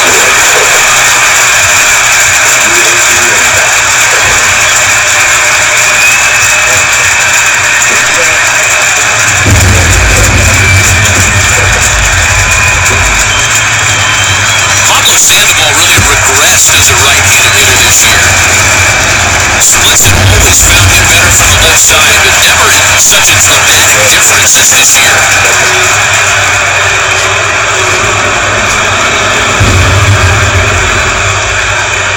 Here you see it, just a $199 batting right-handed, and all the other numbers on base slugging down as well.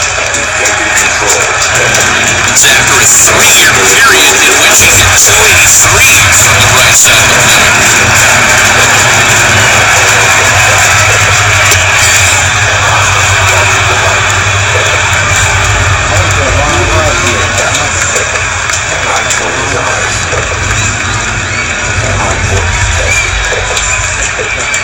Friendly war machine deployed.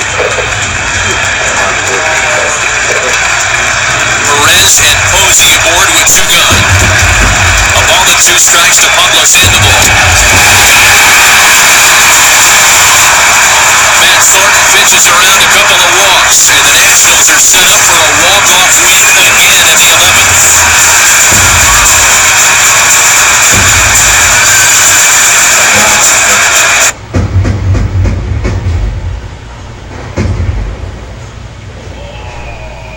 Counter UAV inbound.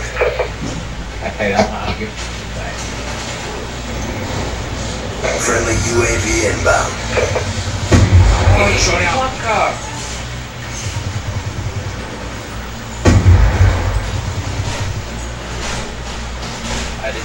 Death machine spinning up.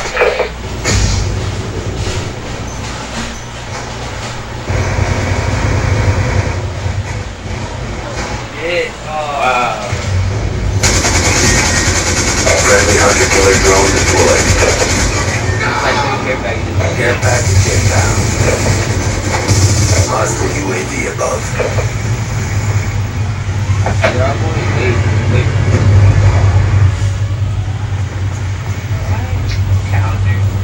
Counter UAV inbound. Charge is in. Hardpoint contested.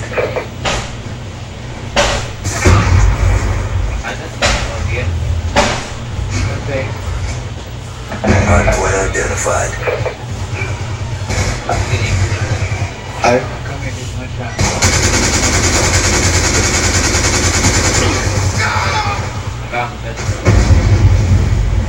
UAV inbound. Hostile UAV above. Friendly care package inbound. Control.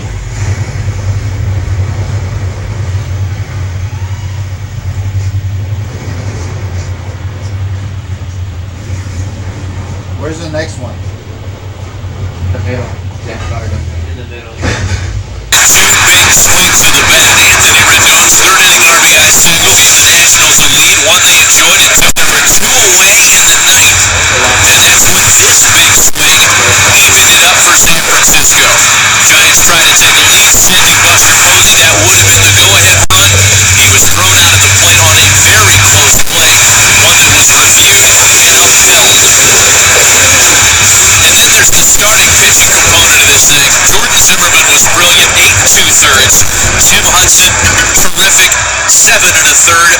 A career-high postseason punch-out total for him of 8. double, runs the postseason hitting streak to 13 straight, creeping up on tying a National League record. So here we are in the last of the 11th. Anthony Rendon, Jason Worth, and Adam LaRoche against a new pitcher. The Giants turn it over to their closer, right-hander Santiago Casilla. And the reason they're doing that is this is the heart of the order. Normally you keep your closer for when you take the lead, but especially on the road, they figure that this chance of scoring right here for the Nationals is their best. They're going to go with their closer.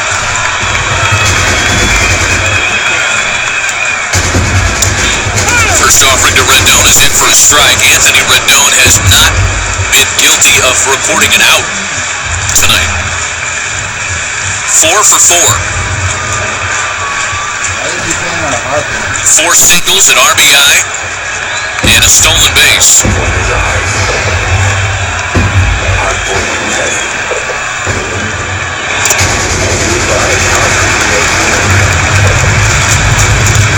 Casilla worked last night and earned the save in the Giants' 3-2 victory in Game 1. Worked a clean ninth.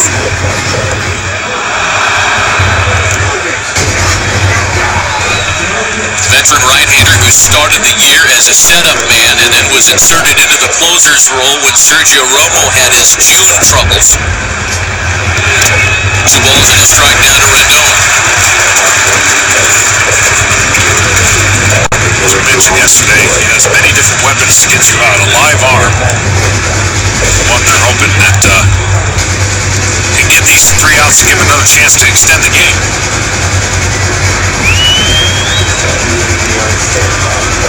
Objective almost complete. Go big now. Friendly UAV inbound. 5 destroyed. There's a 3 balls and a strike. By the way, the last 5-hit game in the postseason was Albert Pujols' memorable Game 3 of the 2011 World Series in Arlington, Texas. 3 home runs among his 5 hits that night. Rendon sitting on a 4 for 4 and on top here, 3 balls and a strike. Full count now.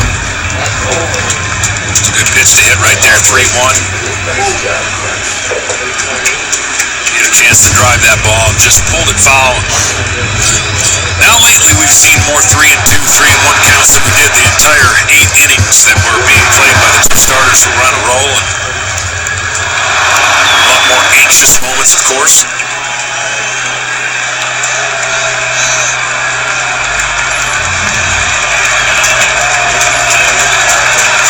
Balls and 2 strikes to Anthony Rendon.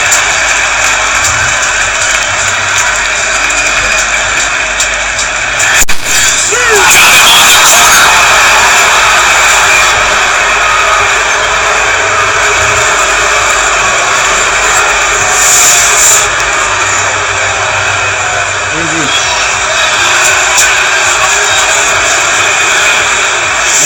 You know, nobody in the stands wearing red likes that call, of course, but see this from the home plate umpire, Vic Carpazzi. He's been consistent with that all night.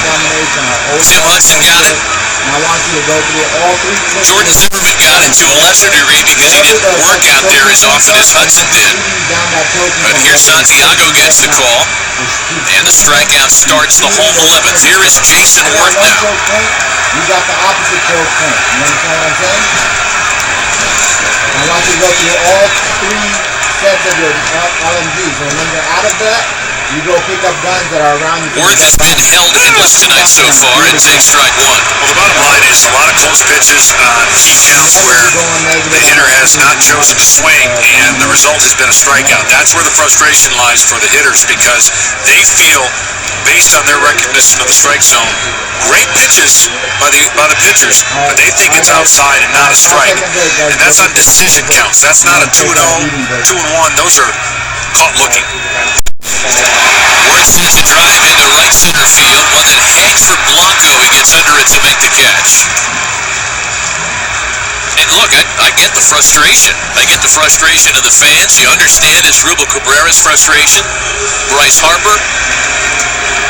There is too much on the line here. The risk of going back to San Francisco down 0-2. A game that the Nationals felt they had won, and why wouldn't they? 1 out away from squirting out here with a 1-0 win. Yeah, no doubt, and that frustration is just going to mount. I think if you don't have a chance to take advantage of some 3-1, 2-0, which they've had lately, they just haven't taken advantage of it offensively with their swings. They've allowed it to get deep. A ball and no strikes to Adam LaRoche, who, like Worth, has been held hitless so far tonight. There you saw a little reaction out of Casilla. That was a really good first pitch that he had been seen called before. Stepped off to gather his thoughts and emotions after the pitch was called a ball.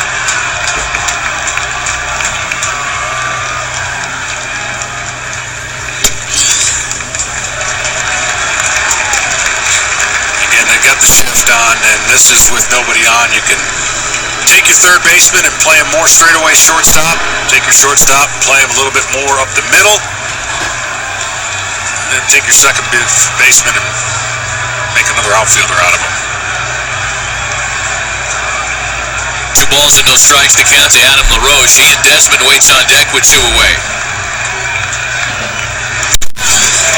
Sharply hit, that's the shortstop Crawford on the other side of the second base bag, and that realigned infield works to the tune of a 1-2-3, last of the 11th.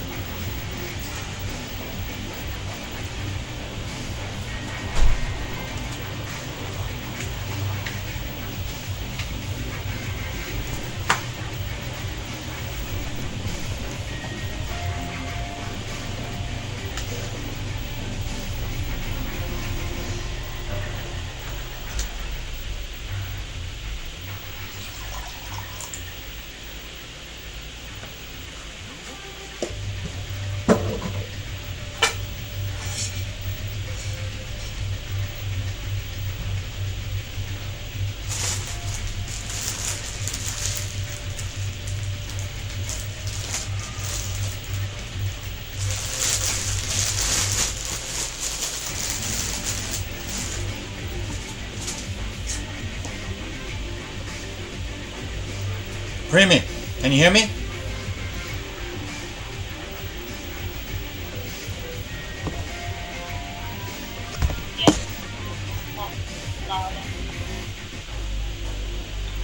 Hey, so what's going on with you fixing my Xbox? Did you figure out anything?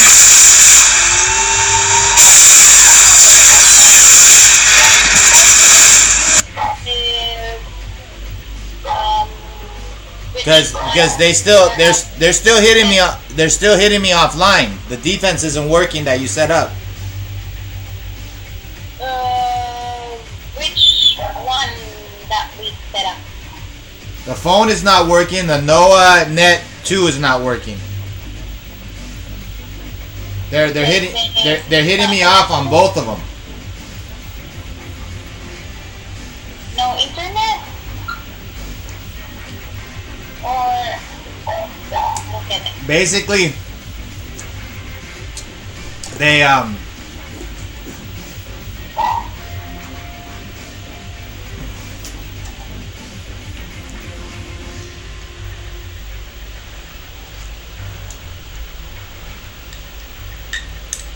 you need to figure out how I hide my IP and get you need to figure out how to secure my network while I play games. Okay? Whatever it takes, you got to figure that out. Whatever software I need, whatever hardware I need, whatever setup I need, you have to figure that out. Okay? I've given you this job and it's been almost, baby, listen to me. I've given you this job and it's been almost 2 weeks now. And I've seen no results.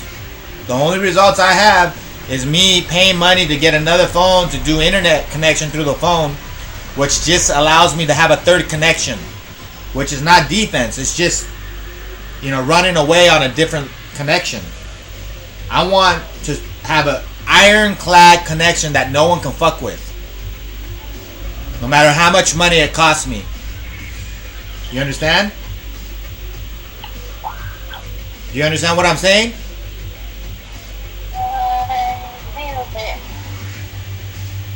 Well, it better be a lot of it, because that's your number one job right now. Until you figure that out, you're not doing your job.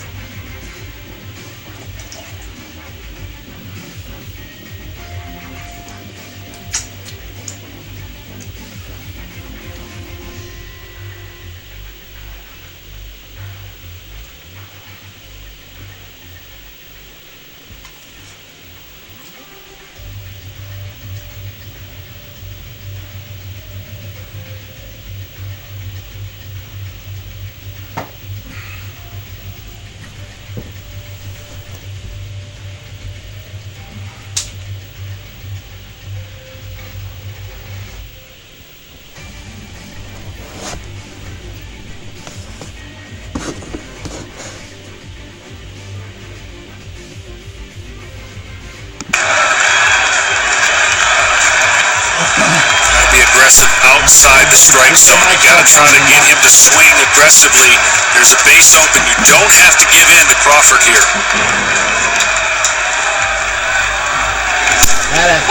A strike to Brandon Crawford. Pain away. That's a good job just establishing the fastball. Now you can start sweeping some breaking balls. See if you can get him to chase. As we mentioned, the infield is in for the Nationals. Right here, you're thinking strikeout the whole way. You're trying to eliminate contact. And if you do get contact, somehow, some way on the ground.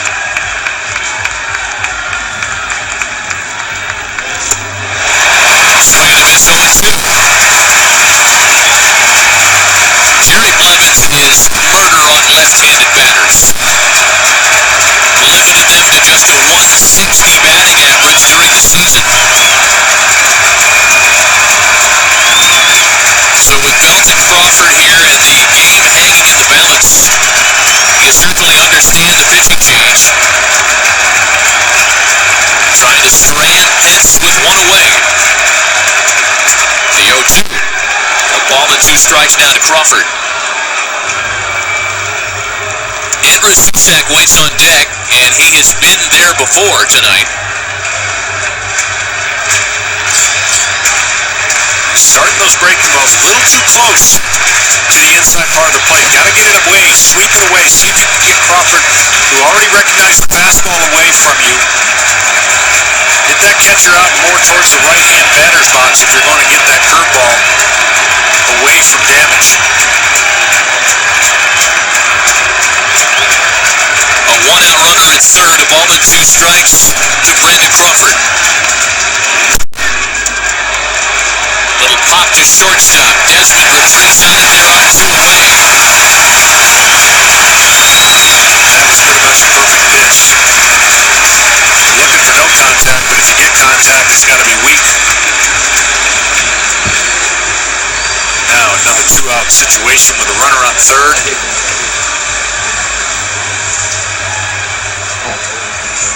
So now Andrew Sushak, the second of 2 catchers that Bruce Bochy is carrying on his Division Series roster. Good numbers down the stretch for Sushak, and his ability to handle duties at the major league level gave the Giants all kinds of flexibility regarding Posey. They could rest him down the stretch. They could play him at first base down the stretch on occasion, which they did. Sushak off the end of the bat with a 2-shot to first base. Jerry Blevins gets the Nationals on a troubled week as well. To the bottom of the 12th, Twins leading 1.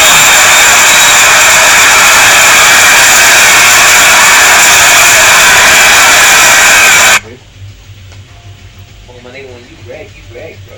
You're gonna get out of nowhere, especially. And like, usually I don't play public like at all. When I play club, I stomp the shit out of people. Like, the only time I play club is like when I'm playing like Search and Destroy.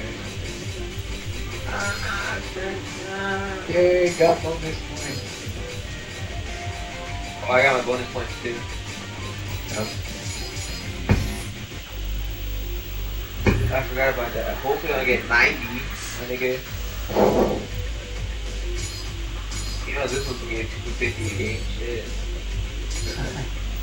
Please don't break it. Please, just that. Really appreciate you guys. Well, I have an emblem that says that.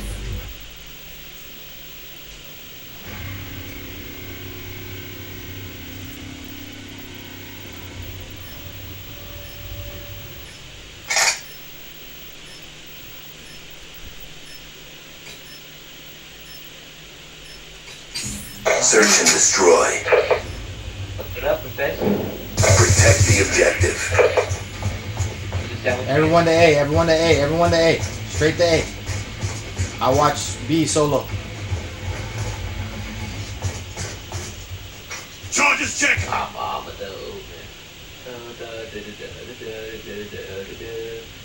Please slap the kids. You gonna die because you're so damn. Dropped him. I They went B. Pass Alright, middle. yeah, B. Pass middle.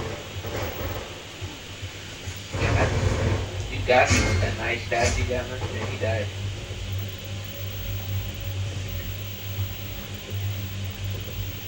Get over here, Professor. He's gonna be behind you.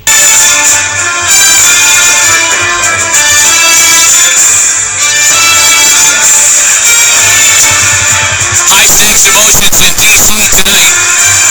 And a 1-1 tie hanging in the balance, bottom half of the 12th, back from Nationals Park, with JP Morosi, John Smoltz, Matt Vasgersian. To the bottom of the 12th we go. Ian Desmond to lead things off for the home team.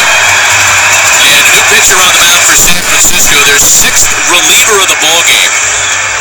29-year-old right-hander Yusmeiro Petit, a Major League record holder, one he established earlier this year when he retired 46 consecutive hitters, will take over on the mound here in the 12th. Yeah, he has been so invaluable for this team. He can do whatever you want, and right now they're needing him to provide some innings.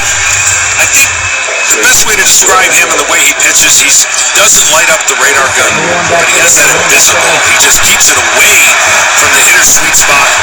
He'll break it with some curveballs, some sliders, fastball. Again, not going to wow you, but he puts more times than not where he wants. Ian Desmond leads it off for the Nationals. Desmond, Harper, and Ramos, 5, 6, 7 for Washington.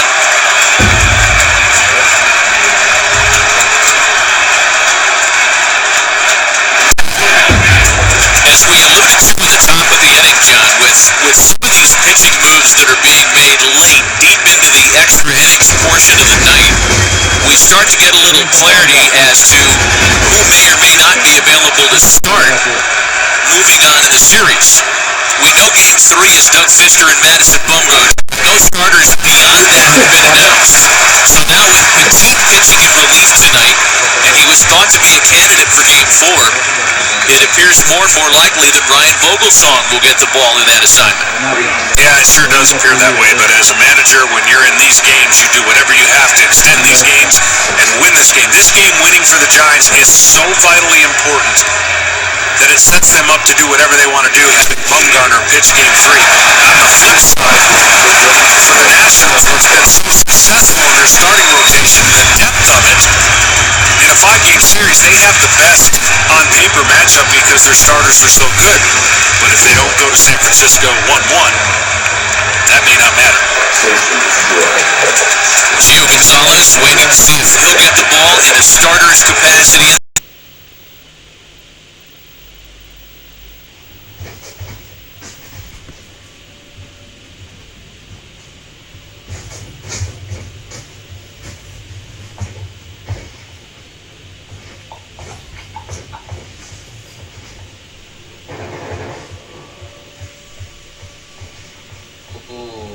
Top Joker, you gonna get that clutch or not? I'm planning B.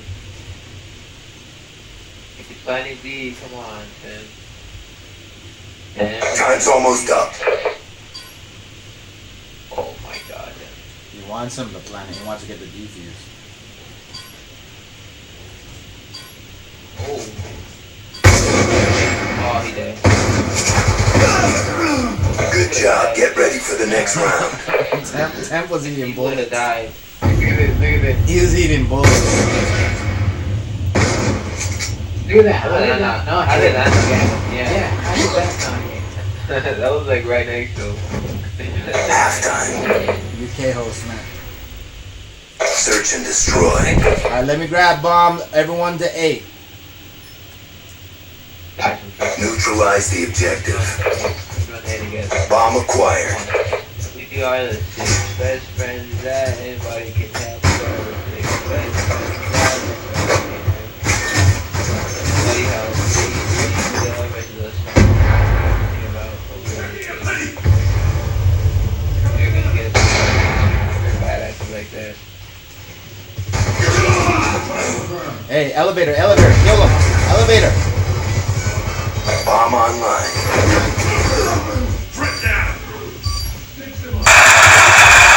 Well, Chris, as you mentioned, it is a picture-perfect fall evening at sold-out Nationals Park, and fans up and down the Beltway are hopeful and pumped up that this is the night their potent lineup brings